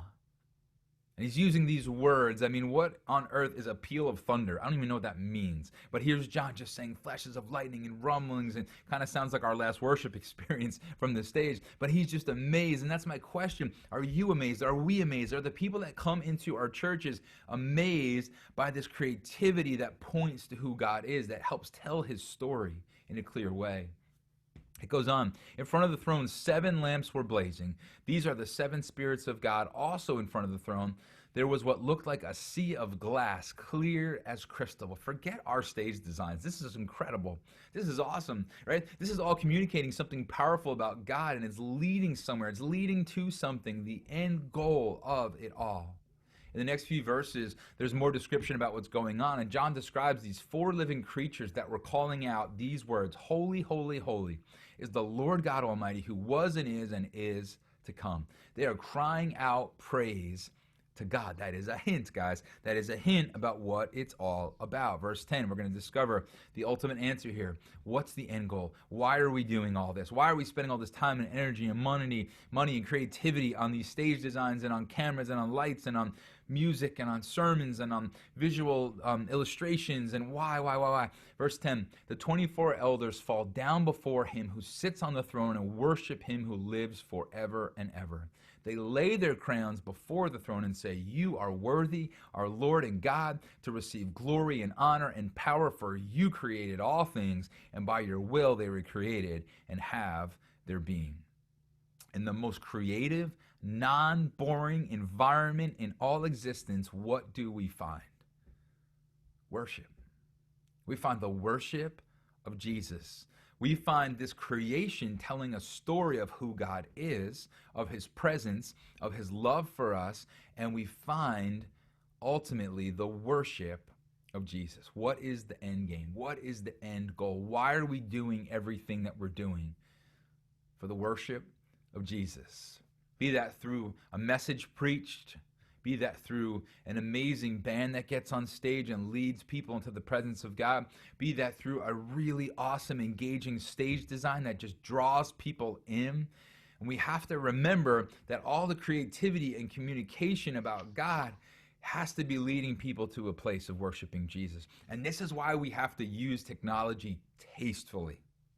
And so at times, I will admit, I am the annoying pastor texting the production team leader saying, hey man, it's a little too loud, or hey, it's not loud enough. We got to get this revved up because we got to get people really connecting with Jesus here, or those lights are a little distracting right now, or we need them a little bit more flashy at the moment because we're trying to engage people here with the most important message on planet Earth.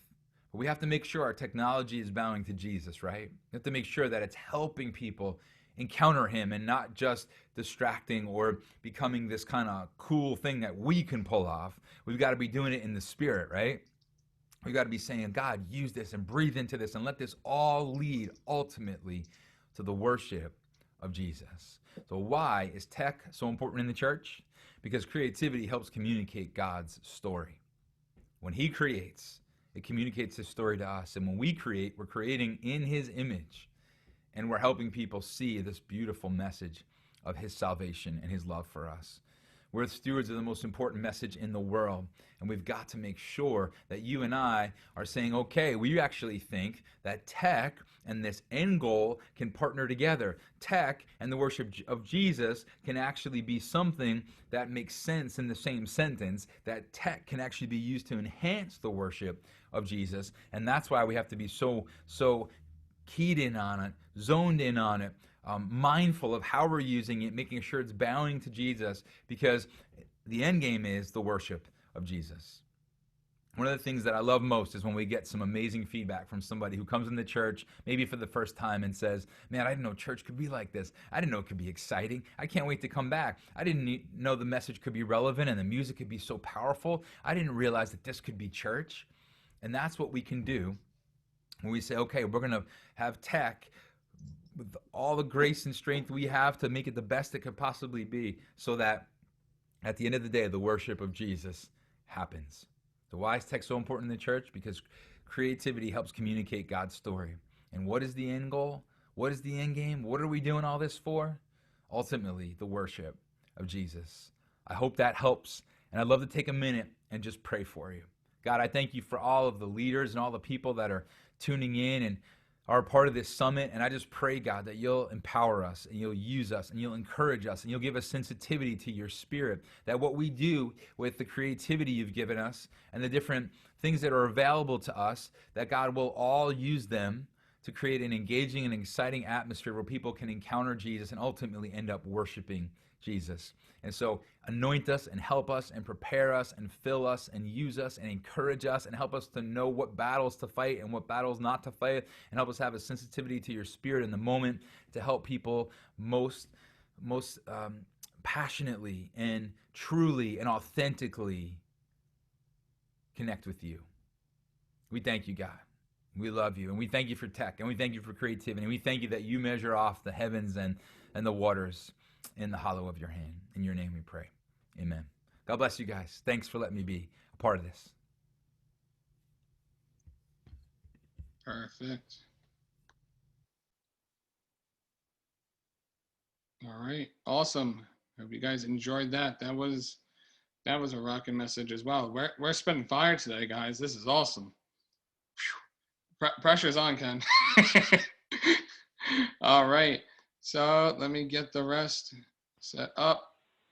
All right. Whew. Let's see. Let me switch. All right. So our next up is going to be Kendall Connor. Kendall Connor is a designer, blogger, and lover of all things creative. He is the Chief of Operations of Church Motion Graphics, also known as CMG, in case you guys didn't know what CMG stood for. A ministry-focused design studio that serves thousands of houses of worship around the globe. He specializes in developing visuals to help nonprofits look their best, as well as equipping church media leaders and volunteers to utilize creativity in their services. Now, without further ado, thank you so much for coming out, Kendall, and CMG for being here. Yeah. This is awesome, and I hope the first three didn't line you up too much, but you got this. I know you. Oh man, everyone has done so great. I loved hearing from Colin and Jonathan and Doug, and I don't know how I get any more bigger than Doug. He had the Marvel up on the wall, and then he kept talking about the end game. I was like, okay, I got to go watch some Avengers after this. I don't know how I top Avengers, but I'm gonna do my best for you here today, guys. I'm glad to be here with you. DJ, thank you so much for having me. My name is Kendall Connor, as DJ said, and yeah, I'm from CMG, Church Motion Graphics, and we are a ministry-focused design studio, and we are just serving churches just everywhere, all over the world, to be able to look their absolute best. And our company started a little over 10 years ago, and our founder, Jeff McIntosh, just had the heart to produce quality, moving worship backgrounds that would be just as inspirational as the lyrics that they were used with, right? Just as inspirational as the songs that they were being paired with. And so we love helping churches look awesome. We love helping volunteers and church staff save time, and just love being able to be that, go-to resource for worship backgrounds and sermon and announcement templates and countdowns and really, just all of these things, social graphics, lower thirds. I mean, we keep just adding more and more things to help churches in what they need, especially in 2020, as we've taken on a lot more streaming and things like that. So we know we just try to be there for churches. And so that is kind of the journey that we've been on this year. And we just love being able to help you guys. And so everyone who's listening here today, I'm just so glad to be able to speak to you, and I hope to be able to give something to you today that will help you. I know we've got the chat going. I'm all about the chat. Okay, so I want to try that right now. If you can, you've heard a little about me. If you would, just drop in the chat right now. Tell me something about you. Are you a pastor? What's your role? Are you a pastor, lead pastor, worship leader, tech guy? If you feel like you do absolutely everything, like a little of everything, I want to hear that. Drop in the chat right now. I want to hear who I'm talking to today. And also, I'd love to hear, just like, are you, I see some people in the chat here, part of the creative team, executive director, someone saying they use CMG. That's awesome. Keep telling me these things. I love hearing them, just so that I know who I'm talking to. No matter kind of what area of ministry you serve in, or what level you are, what I'm going to share with you today, I think will be helpful to you, and really help you to make things better, make it better at your church. That's one of our values at CMG. We love to make things better, because we know that when you stop trying to make things better, that's when things start to get boring. That's when things start to get stale. And so also just want to remind you guys, before I kind of jump into it, if you have a question at any point today, let me know in that chat. Drop it in there. I'll try to answer things as best as I can. But yeah, let's jump right in. What I want to teach you today, what I've kind of put together for you is 3 ways to use visuals to create a dynamic worship experience. Okay, 3 ways to use visuals to create dynamic worship experiences. I want to start with a quick story. I love that Doug talked about the overhead projector. I love that he brought that up, because I want to talk about that a little bit. I have served in church media in some capacity, whether volunteer, on staff, for a media company now for 17 years, which is just like mind blowing to me. I couldn't believe that when I figured that out this week. I was counting the years up. But when I first came to church as a teenager, I went to a small rural church in my hometown, and they didn't have any idea like what media was, and I didn't either. Our idea of media at the time when I first got into church was the overhead projector. I remember one of my buddy's moms would sit literally on the stage at the front of their church, and she would move the worship verses up as we sang. But then one Sunday I showed up, and they had installed a new video projector. And that technology probably wasn't new for the rest of the world, but it was definitely new for us in that moment. And listen, this projector was not anything super special, right? It probably had like 20 lumens or something. You know, it definitely wasn't HD. We didn't even know what HD was. I could tell you that. But that day, it just grabbed my attention because I have always loved technology. I've always loved creative things and design, and I just, at the time, I didn't really know that it could be used for God. That's a true story. As soon as I saw that projector go in, I started volunteering right away.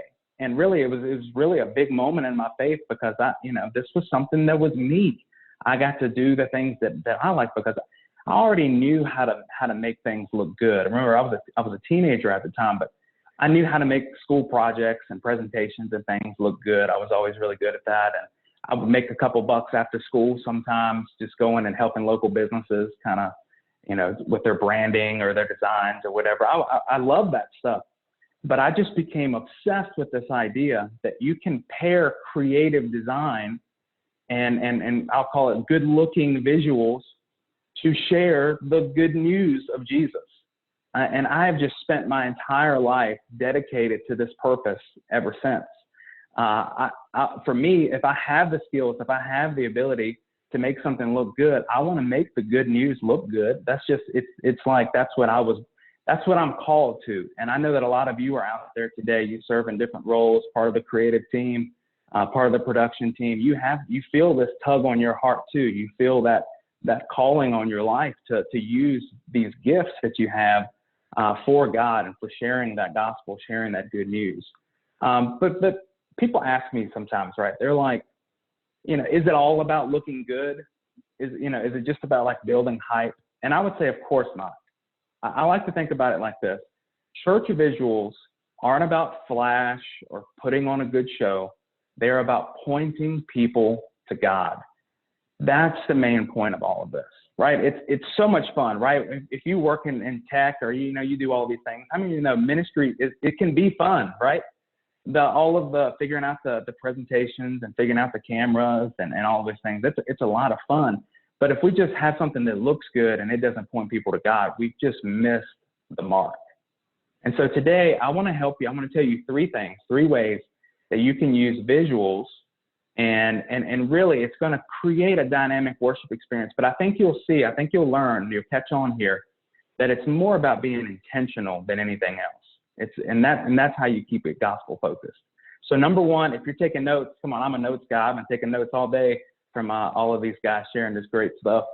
Write this down. Number one is use engaging backgrounds that complement your songs. Working with CMG, come on, you knew I was going to come in here and talk about some motion backgrounds, right? But it's something that's really important to me. I talk to churches sometimes and they don't use any kind of background with their lyrics up on their screens or things like that. And that's fine. I talked to some other people and they just use like whatever backgrounds came on their computer. This came with our software. We've been using those for 10 years. Okay. And that's fine. But when you do this, I really feel like you miss a great opportunity because today we are more visual people than ever. And in the same way that churches use music and lighting and different things like that to kind of shift and direct our focus to worshiping God, I really think that visuals can do the same. I love being able to use visuals, use that screen, that TV, all the way from the $50 TV from Walmart all the way up to the multi-$1,000 LED wall, whatever screen you have, projector, whatever is in. I feel like you have a great opportunity to use that to not just present information, because information is great when we are able to provide that for lyrics and things like that. But when you use visuals, it can really take it to the next level. And when you're intentional to use backgrounds that really fit a song, it really matches the speed. The colors really match the tone, the mood of the song. When you use backgrounds that kind of flow with the direction of the worship leader, you can go from just having like this audio experience to having a multi-sensory experience. And it's really memorable. When visuals are done well, they inspire worship. They don't take away from it. They give a deeper meaning to the moment, and they really grab the attention. You know, that day when that new projector went in, it really grabbed my attention. And I've seen that so many times. It really, you know, an amazing visual can really point people's attention into worship. And sometimes, I'll be honest with you, a good design is not always about just being noticeable. Sometimes the best design is what goes unnoticed. It's just a really great experience. It's felt more than it's necessarily seen, and it creates a really memorable experience. I want to show you, I'm going to try my best to share my screen, and it says host has disabled participant from sharing screen. DJ, I don't know if there's any way that I can share this stuff. I'd love to be able to share these with you. And I don't know if that can be changed. We can, but really, yeah. Let's see, DJ, I think is going to help us out. But when you have a emotion background, a worship background that fits the song, that can even like show what the lyrics are kind of talking about, and it just makes a huge, huge difference. I'm going to save those and kind of come back and explain them a little bit to you. And if DJ can get that working, if not, no big deal. There you go. Try it out. It should have it Okay, now.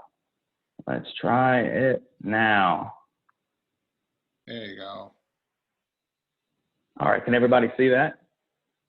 See Church Motion Graphics? Everybody see that logo? Yes, sir. Perfect. Yeah, I'll show you just a couple examples here of using those powerful, memorable motion backgrounds behind your lyrics. When this is one that I really love, but it just fits those lyrics so perfectly. You're singing about, because the God of the mountain is the God of the valley. It's one of my favorite worship lyrics from this year. But when you can see it in that moment, it turns to something brand new for the people that are in the audience singing. It's another great one that I love.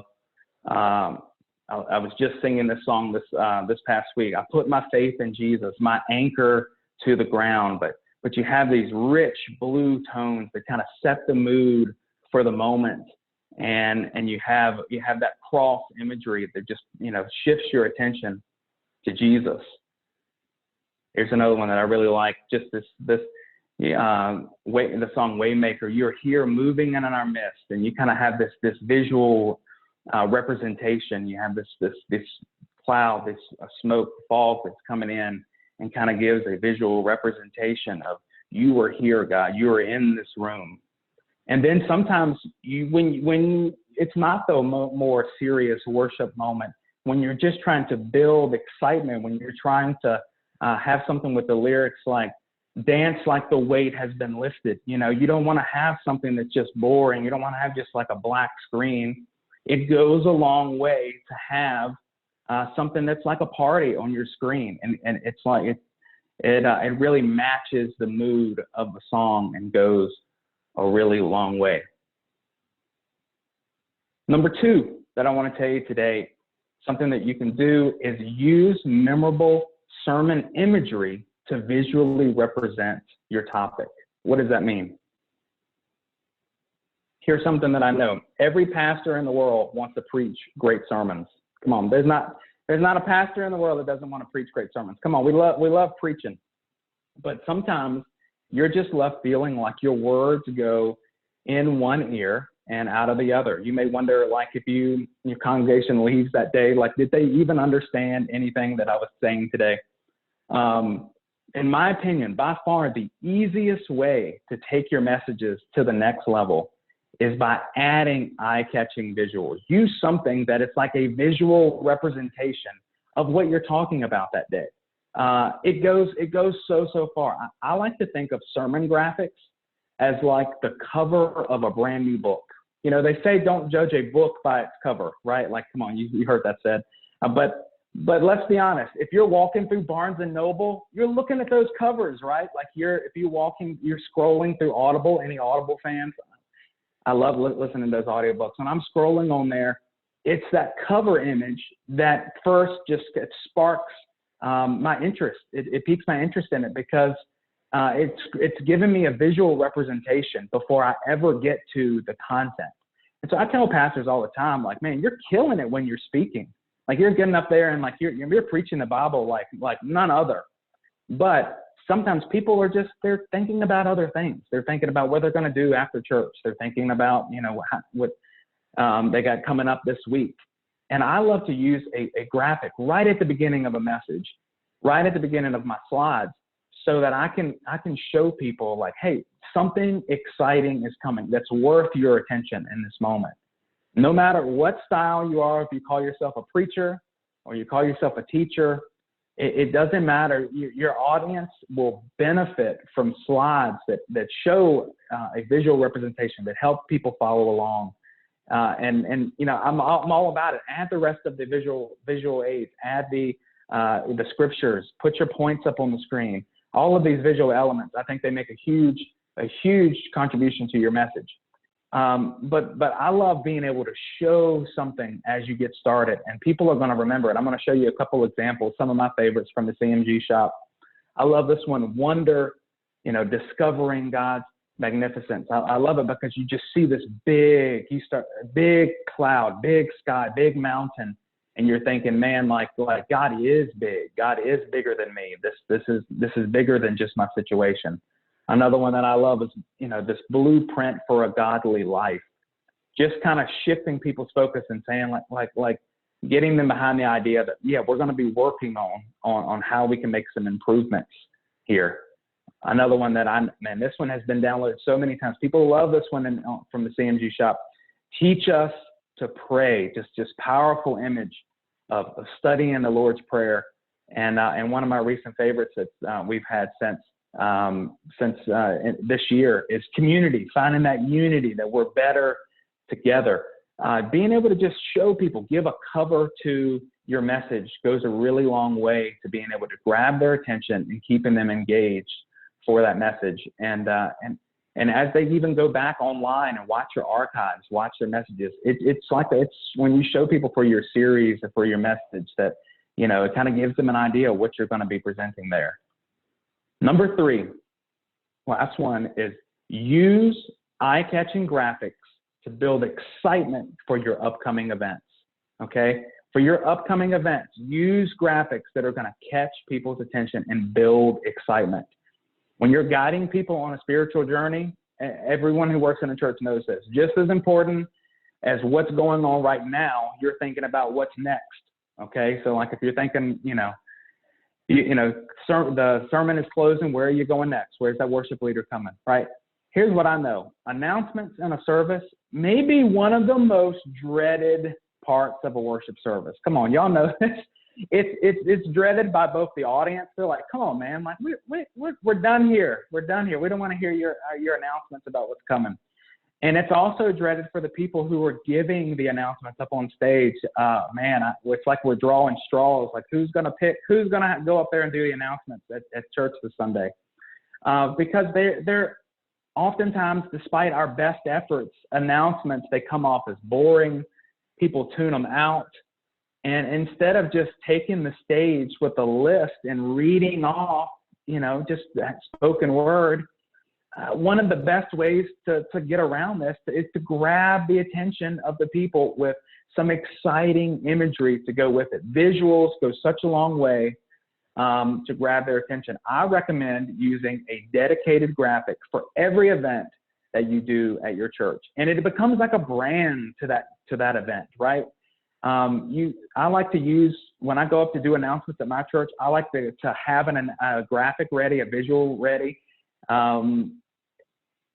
for every announcement that I'm going to give, because what happens is every time I start a new announcement, they get a new way to connect, a new way that they will kind of spark their interest in that moment. When you're using announcement slides, they can be used, like I said, accompanying the speaker as they give information. Or if you use like a pre-service loop, a lot of churches do this. It catches people's eye when they look up there to that screen as they're finding their seat, or maybe even do like a lobby, announcement TV or something like that, a display in your lobby. Just having plain text, come on, it's only going to go so far. It all blends together. I'm not going to remember this. But when you use something that is interesting, when you can give a visual representation, it goes so far. And what I like about it is an added benefit to using a dedicated visual for every announcement is that they are memorable. You know, after service is over and a church member is looking for that event information online, or they're looking on social media on your Facebook wall or wherever, they will remember that particular look.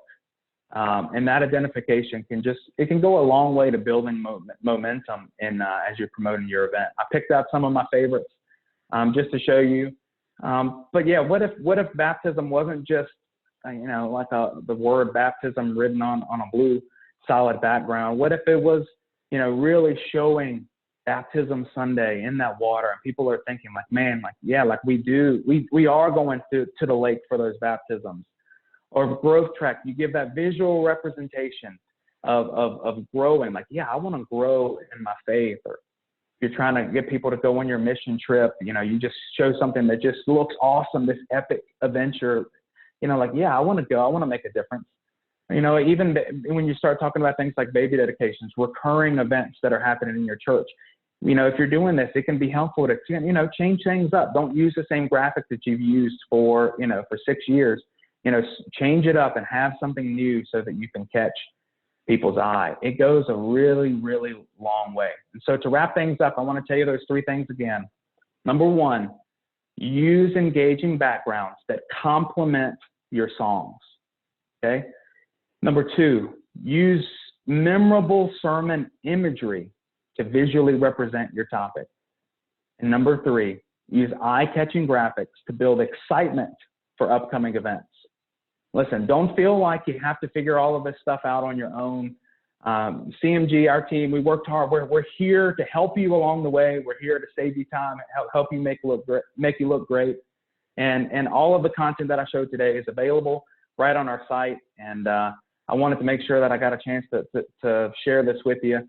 I know that so many of you right now, budgets are really tight. If you do want to jump into what we have to offer, you can always use my code, Sweet Deal, to be able to save 25% on our premium subscription. When you go premium with CMG, it's like you just say, hey, I want everything you have. I'm ready to kind of give a revival to all of my visuals that we have at our church. I'm ready to really revamp everything, and we're here to help you with that. If you have any questions, definitely let me know. I'm going to try to, stop the screen share here.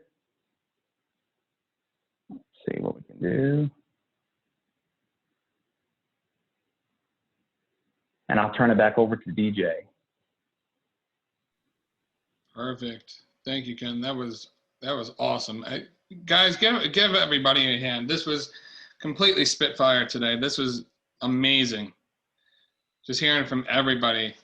If everybody's mics were on, Ken, you would hear everybody clapping. I bet you. I 100% bet you that would be the case. Oh man. So now I'll turn it over to basically everybody now. Is if you have any questions for Ken, as well, I'll take questions for Doug and relay them to him, as well as, let me see who else is still here. If Colin's still here, he might be here. Let's see, he is not here. But any questions at all, Kendall's still here. And I'll relay any other questions, and I can email responses to you guys and all that. So let's go from there. You're still sharing. Let's see if we can get you to stop sharing. No. Hang on. Let me get you to stop sharing. There you go. Perfect. All right.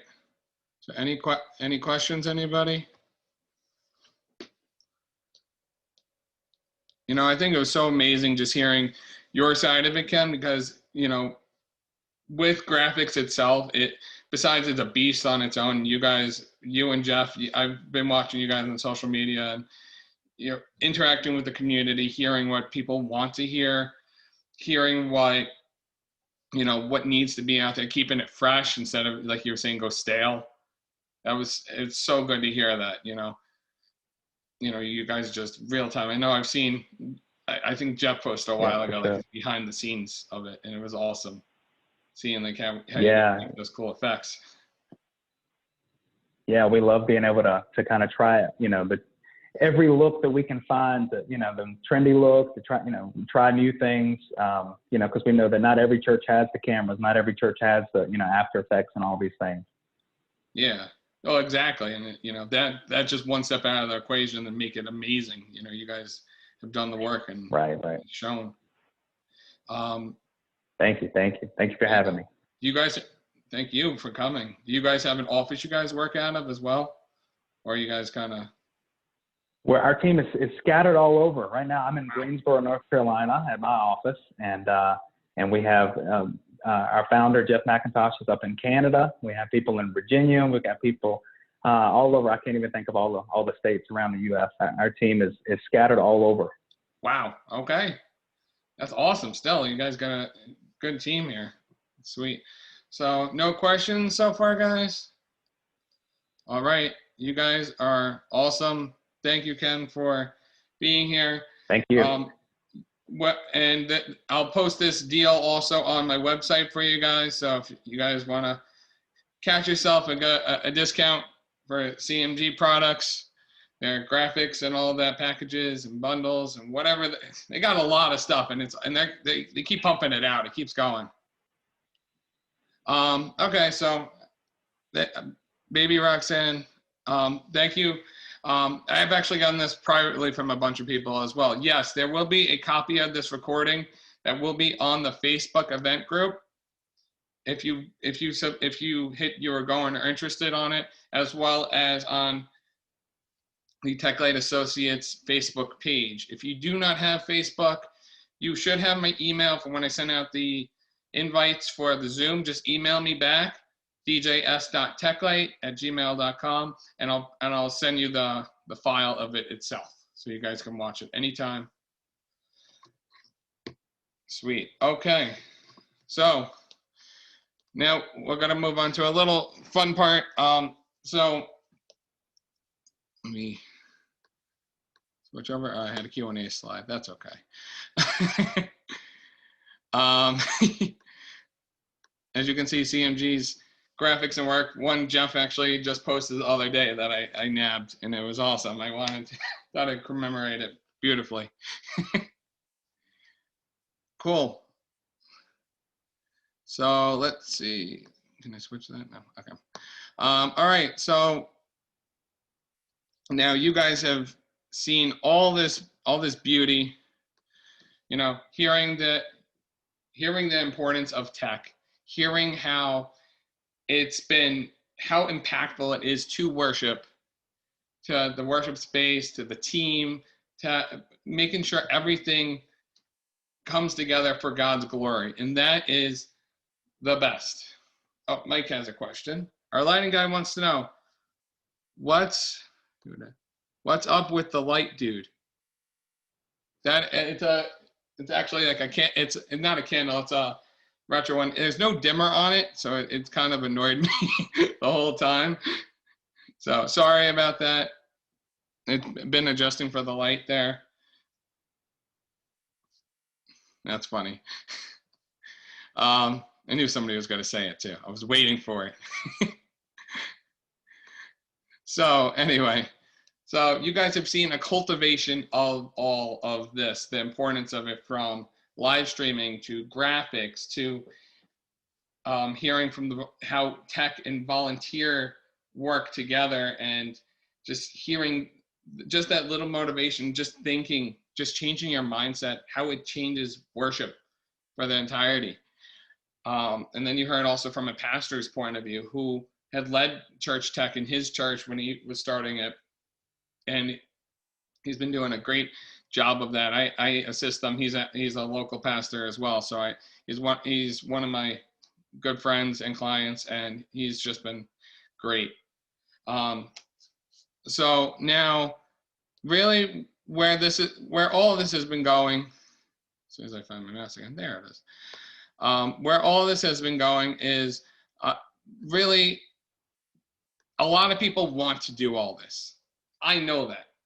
There's so many people. I live on Long Island, and I just speak from experience. It's one of the most expensive places to live in pretty much the world, up there with New York City. Unfortunately, our taxes aren't cheap. Nothing's cheap. And it's sad because we have a lot of churches here that are hurting, and coronavirus has not made this any easier by any means. And I know there's so many other economic situations across the country and across the world that, besides this pandemic, has been really struggling, and churches have been struggling with it, that it's like great information, but how do I apply that to my situation now? Well, this is where not only myself, but this new program we'll be launching will come in. And I think everybody will benefit out of this. So as you guys, I mentioned to you guys, I run a company, TechLight Associates. We are the hands and feet of Jesus in the production field. We are there to make sure church works.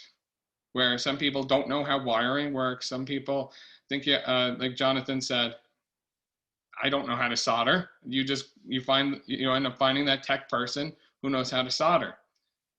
That's the upbringing you need, but you need to find that base. Without the base, you creating that foundation in Jesus Christ and finding the team that can help you with that, you're only going to grow from this. So what we'll be launching is, it's a part of TechLight. We're launching a program known as Worship Media Coaching. So Worship Media Coaching, it's learning to navigate the extraordinary world of technology utilizing with worship media. Hence why this summit is called the Worship Media Virtual Summit. I apologize for my screen crashing in and out. It's an importation thing. So where this comes in, so here, as my introduction has been, technology, has it ever been cooperating the way you want it to every single time? No, trust me, we have all been there. In the worship space, tech has become so crucial in today's services, like you heard today, from Ken to Doug to John to Colin, all of us know the importance of tech now. Whether it's mixing the band, turning on lights, producing these graphics, memorable graphics on top of it. Thank you, Ken. That was an excellent point. A lot goes into this, and you see the teams that go into making all this even possible. This is where this worship media coaching program comes in. So here you are able to actually reserve a coach from our team, such as myself or my other partners that will be joining us. This will create customizable program plans that you need which include one-on-one coaching sessions, group discounts, and we're here to make it work. This is something that will fit your needs. We will tailor everything to fit your needs for your church, for your ministry. We will take your worship experience to the next level, and results are guaranteed if you apply our methods in this program. Things you will learn, some of the things you will learn, lighting psychology, understanding what lighting does. Here, I'll give you guys a quick tip. It's actually pretty cool. I was on a podcast prior to this coming up for the summit, and they asked me a very similar question. What would you be learning in this coaching program? Lighting, just as important as graphics are, as CMG does, and he expressed that too. You want the graphics and to express what is going on, express the emotions that it's feeling. You want lighting to follow it. What I always tell everybody in church is you want your lighting to follow your graphics. So if your graphics are blue or oceanic blue, you match your lights the best you can. If you have color lights, I understand if you don't have color lights, but with affordable LEDs now, it's possible. And just that alone changes the atmosphere, because now you're changing what's on the TV screen and bringing it into the room. And now you can feel it a whole new way. And it's exaggerating, like what Ken talked about. It's exaggerating the graphics. It's bringing it right to you. It's bringing it right to your face and to your heart. And that's where a lot of people need to meet. Trick with that is colors. I'll tell you right off the bat, one color, orange. You always think orange is an autumn time color. Psychologically, it actually relaxes you. It's been proven to relax you and makes you more receptive. I've seen more people be saved when there was a song in the worship set that had an orange. Studies have shown it. It's incredible. You wouldn't understand it.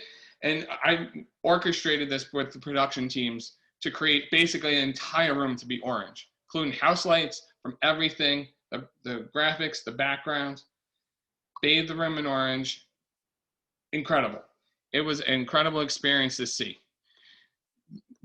There you got a little sample of what you can get in this program, as well as we'll be also teaching audio analysis, understanding, just like John was saying, how you can write, the guy was manipulating the soundboard a little bit as he brought it louder. He saw more people's hands raised, etc. There's also a safety within this as well, because I'll go into that in this program. Graphical integrity, a lot what Ken has talked about, just making sure that the graphics you want are complete and, respectable to what you're trying to perceive across, the baptism. You want the baptism to be water. You don't want it to be like a red slide, like, hey, baptism. And you're thinking, red slide? Why would I want a red slide? Stuff like that. You want it to almost make sense. We'll also be talking about live streaming awareness and some volunteer leadership, like Jonathan talked about. Along with all this as well, I'll be working with all the guys you heard today. I'll be talking to them and also finding the best ways that they've seen, as well as I've seen, to create the best program with it. So for the company, I actually did not have any Black Friday sales because the summer was coming up and I wanted to give you guys the best opportunity you could have. So I thought of this from Frozen, the wandering Oaken who goes, big summer blowout. My daughters have watched that so many times. I have it ingrained in my mind. So there is specific pricing with this. I'm showing you guys. This will also be posted on email if you request, you would like. So what you're seeing here is you got the worship media coaching program. Within this program, you are getting mastermind group, one-on-one coaching, tickets to in-person event, tickets to a next year's virtual event, and their prices. Normally this costs over $8,000 for you to be part of it. And I know with everything going on, that is not a financial possibility whatsoever, especially for a program. As much as you want this, you may not have the finances to do it. But today, I'm offering summit pricing specifically for this program. It will be cutting down all the pricing about 10% of the price, which includes the worship media coaching program, mastermind group, one-on-one coaching calls, tickets to in-person event, virtual event. Then I'm also going to throw in media boxes for everybody who signs up. And that's included, and a worship media blueprint. Now, to understand what all this is going to be, here is, so you know what's going to be. So within this program, there will be weekly group coaching Zoom calls, about an hour and a half each weekly. This will be rich in content for your worship and space, in ministry. Then you also get coaching replays on Facebook. So if you're signed up and you got work that day, or you can't make it, you have a meeting, that's okay. Part of this private Facebook group, you will have access to this. And this is lifetime access on this Facebook group that you will be able to revisit anytime you want. There'll be a special section just for this. And we will also be posting a website at that point, private website that will have these videos. So you can reference them at any time. If you want to have a creative church meeting, you can just pull up that video. You know, you listen to it during the week, or if you're able to attend it, great. And then following that, you'll be able to just share it with your team. Be like, let's do this. You know, we should do this. Listen to what they said in this. That'd be great. And it will just let you be able to catch up also if you like slightly fall behind. We'll also be doing monthly one-on-one coaching via Zoom or on the phone. So within this will be personalized for your worship and ministry. You'll have one-on-one coaching with myself, and I'll teach you how to, well, discuss your ministry, your worship facility, and we'll set up strategic goals. We'll also troubleshoot any current issues you currently have that you don't understand. Why is it not working? But I'm from a tech background, and I'll be able to help you in any way, whether it's remote support, on the phone, or on Zoom. We'll be able to discuss this, and we'll find ways to make your space better. The Facebook Mastermind group, you'll learn more. Within this, you're going to learn more from not just the program, but also from others in the industry. So whoever will be part of this group, you'll also get to talk to them and be like, oh, well, what did you do? You know, that was, you know, some that was not discussed in our program. So, some person from North Dakota may have ran into an issue with a product, and you can be like, hey, has anybody ran into this product with this issue? You know, you can talk to myself, but also you got now a community that you can talk to just for this program.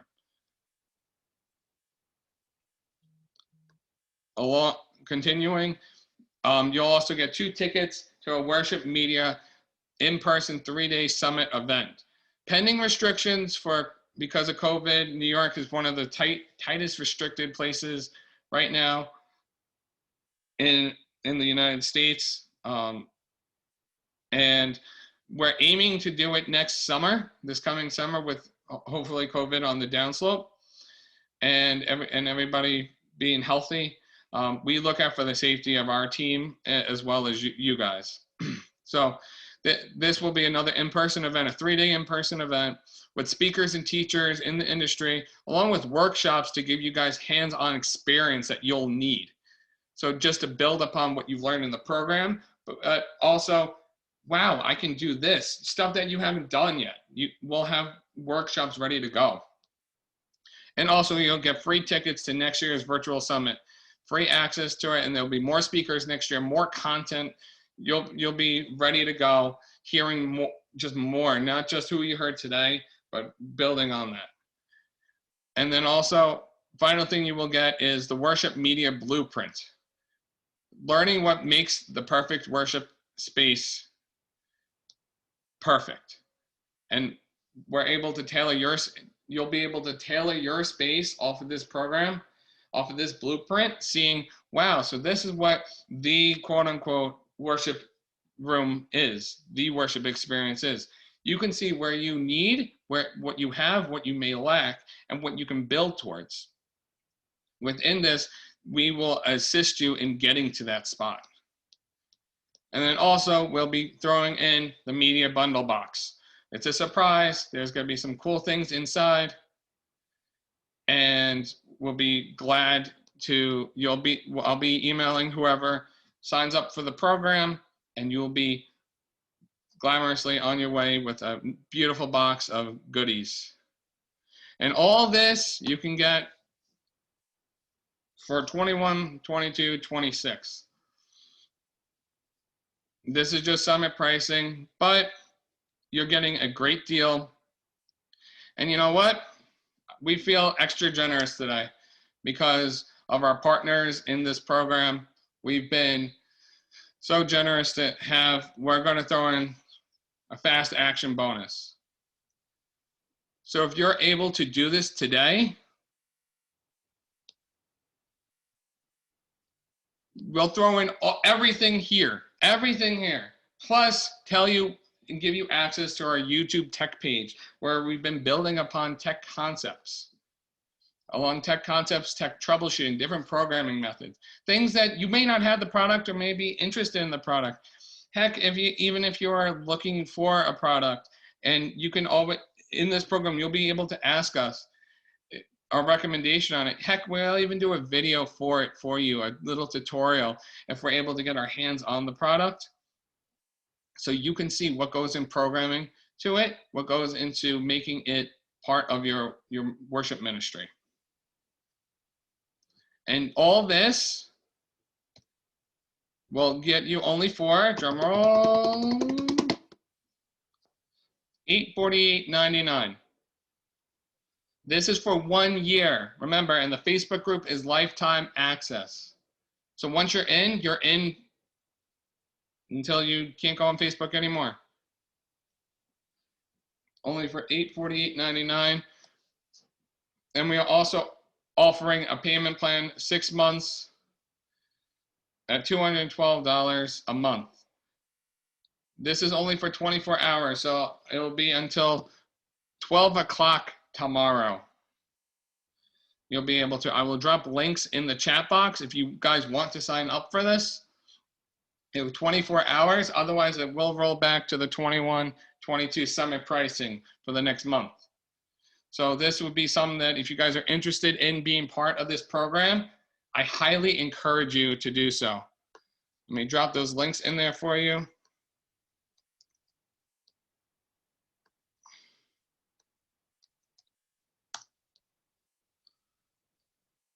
Let's see, woohoo, something happened, hang on.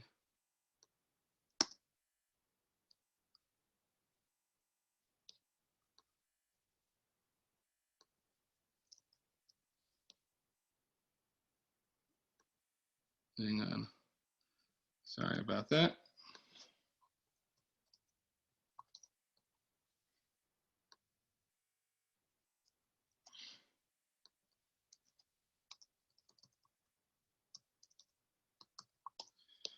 Perfect. So first link attached is if you guys have money you want to pay in full, by all means, and we'll coach you one-on-one. Again, it'll be a weekly program. Let me switch that so you can see. It will be a weekly program that you will be able to sit with a bunch of us on Zoom, and I'll discuss the needs of the space, what we've seen work, what we've seen not work, just purely on experience. And again, we've been in the industry over 5 years. I went to school for technical theater as well as working in the industry myself. So I know most of where everything has its problems and also its resolutions. So this is something you can build upon, as well as I also put the monthly pricing in there. So if you can't afford it but still want to pay, it's a little over $200 a month for 6 months, and you'll be golden. You'll be able to be paid up and be able to be part of this program and have access to our tech team, our resources, our staff to help your church grow. There's no reason why, this is it sounds such like a good offer. I'm excited for it, honestly. Let's see. Okay. Too many things open at once. Does anybody have any questions they would like to ask about the program? You can throw it in the chat box. I can answer anything to the best of my ability.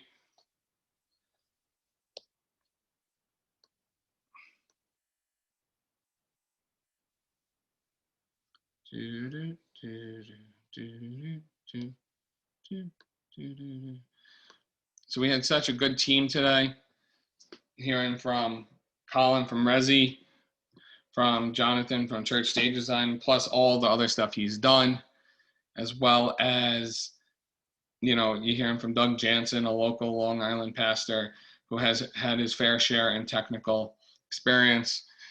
and hearing from Ken O'Connor from CMG, hearing how he, how he's implemented this into the program. I'm going to be working with all these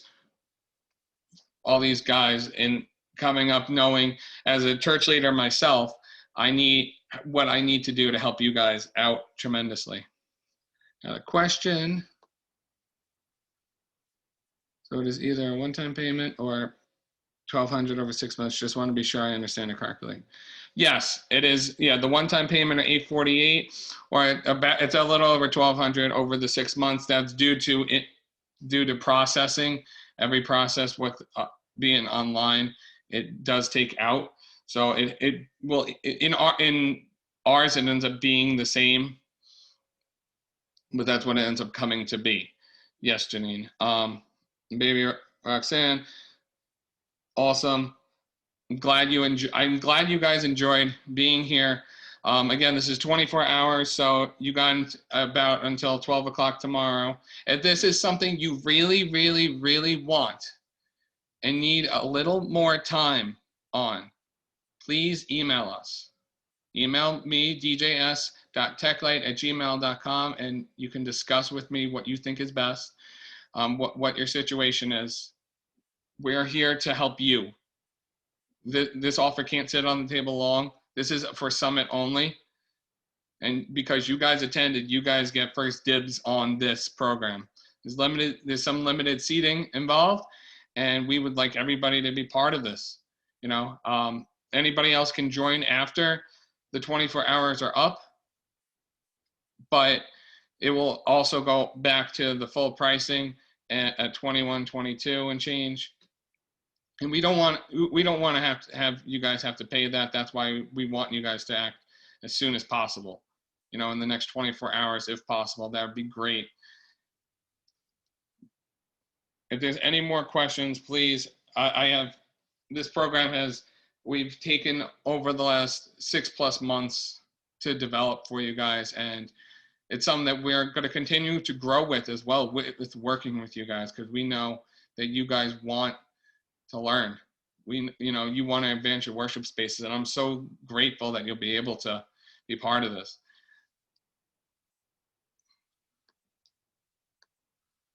Let's see what else. Yep, I put the links in the chat.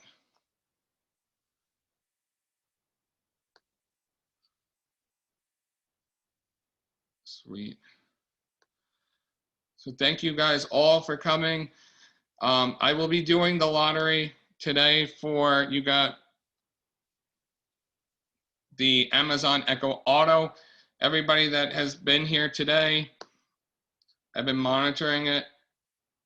I will be putting everybody in to the lottery here. And I look out for the emails that you got the email link. I'll be emailing it out. If you'd like to join us on the lottery, it'll be at 2 p.m. Eastern time today on Facebook, on the TechLight Associates Facebook page. You're going to be entered to win a Apple Watch, a Amazon Echo Auto. Also, you heard all this stuff that comes in the bundle. Well, you'll be able to be entered into getting a free one as well. So, and alongside this, if you win and you are joining our program, we'll accelerate it and be able to give you guys more. So whoever wins that, I still recommend to be part of the bundle and part of the program.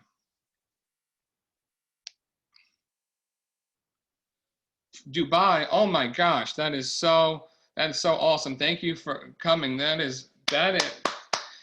This term from a national event to an international, that is amazing. Thank you for coming and tuning in.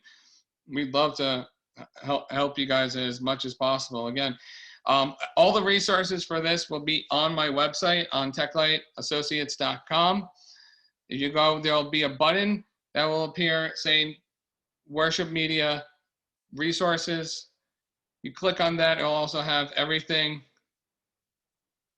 It'll have also everything from you know, Resi to CMG to all the books that Jonathan mentioned. Just links to everybody you want to get involved. I also put the summit link, the pricing link to it. You guys are the only ones who is part of this summit right now that have access to this reduced pricing. This will not be reposted. So if you want to do this, do this. If you want the link, again, just email me and I will send you that link so you guys can jump on board. I want the best for you guys. You guys rock. Nigeria, oh my gosh. We are going crazy. This is awesome. Thank you guys for coming out. This is awesome. God is so good. So let me pray you guys out, and then we'll kick it out. And I'll see you guys at 2 o'clock if you wish to join on Facebook. TechLight Associates Inc. is the Facebook page. We'll be going live. Thank you, Jesus, for today. Thank you for all the amazing speakers, all the amazing plethora of knowledge. God, I pray that you bless and anoint all over everybody who has attended, everybody who's listened to these words, Father, that you bless their ministries and you bless their tech, Father, that they'll be able to grow within you. And if finances are an issue, God, that you find the way to provide it, Father. You have the ultimate resources, Father, and you know where we need to go. And you know the best for us, Lord. You know, this is a program that, you know, you have shaped, Lord, that you have shaped in the way you want it to be, and to grow with the churches, Father, for your kingdom, to raise up the next generation of tech for the churches, Father. Thank you, Lord Jesus. And I pray that everybody has an amazing day, an amazing week, and it just continues to grow this ministry, Father, across the world. In Jesus' name, amen. Thank you guys so much for coming. If you have any questions, feel free to email me, djs.techlight. I will drop that in here quick so you guys can see. You can take it down quick. I will be doing the lottery at 2 o'clock. And thank you guys so much for coming. Awesome. And have a wonderful day, guys. You guys rock.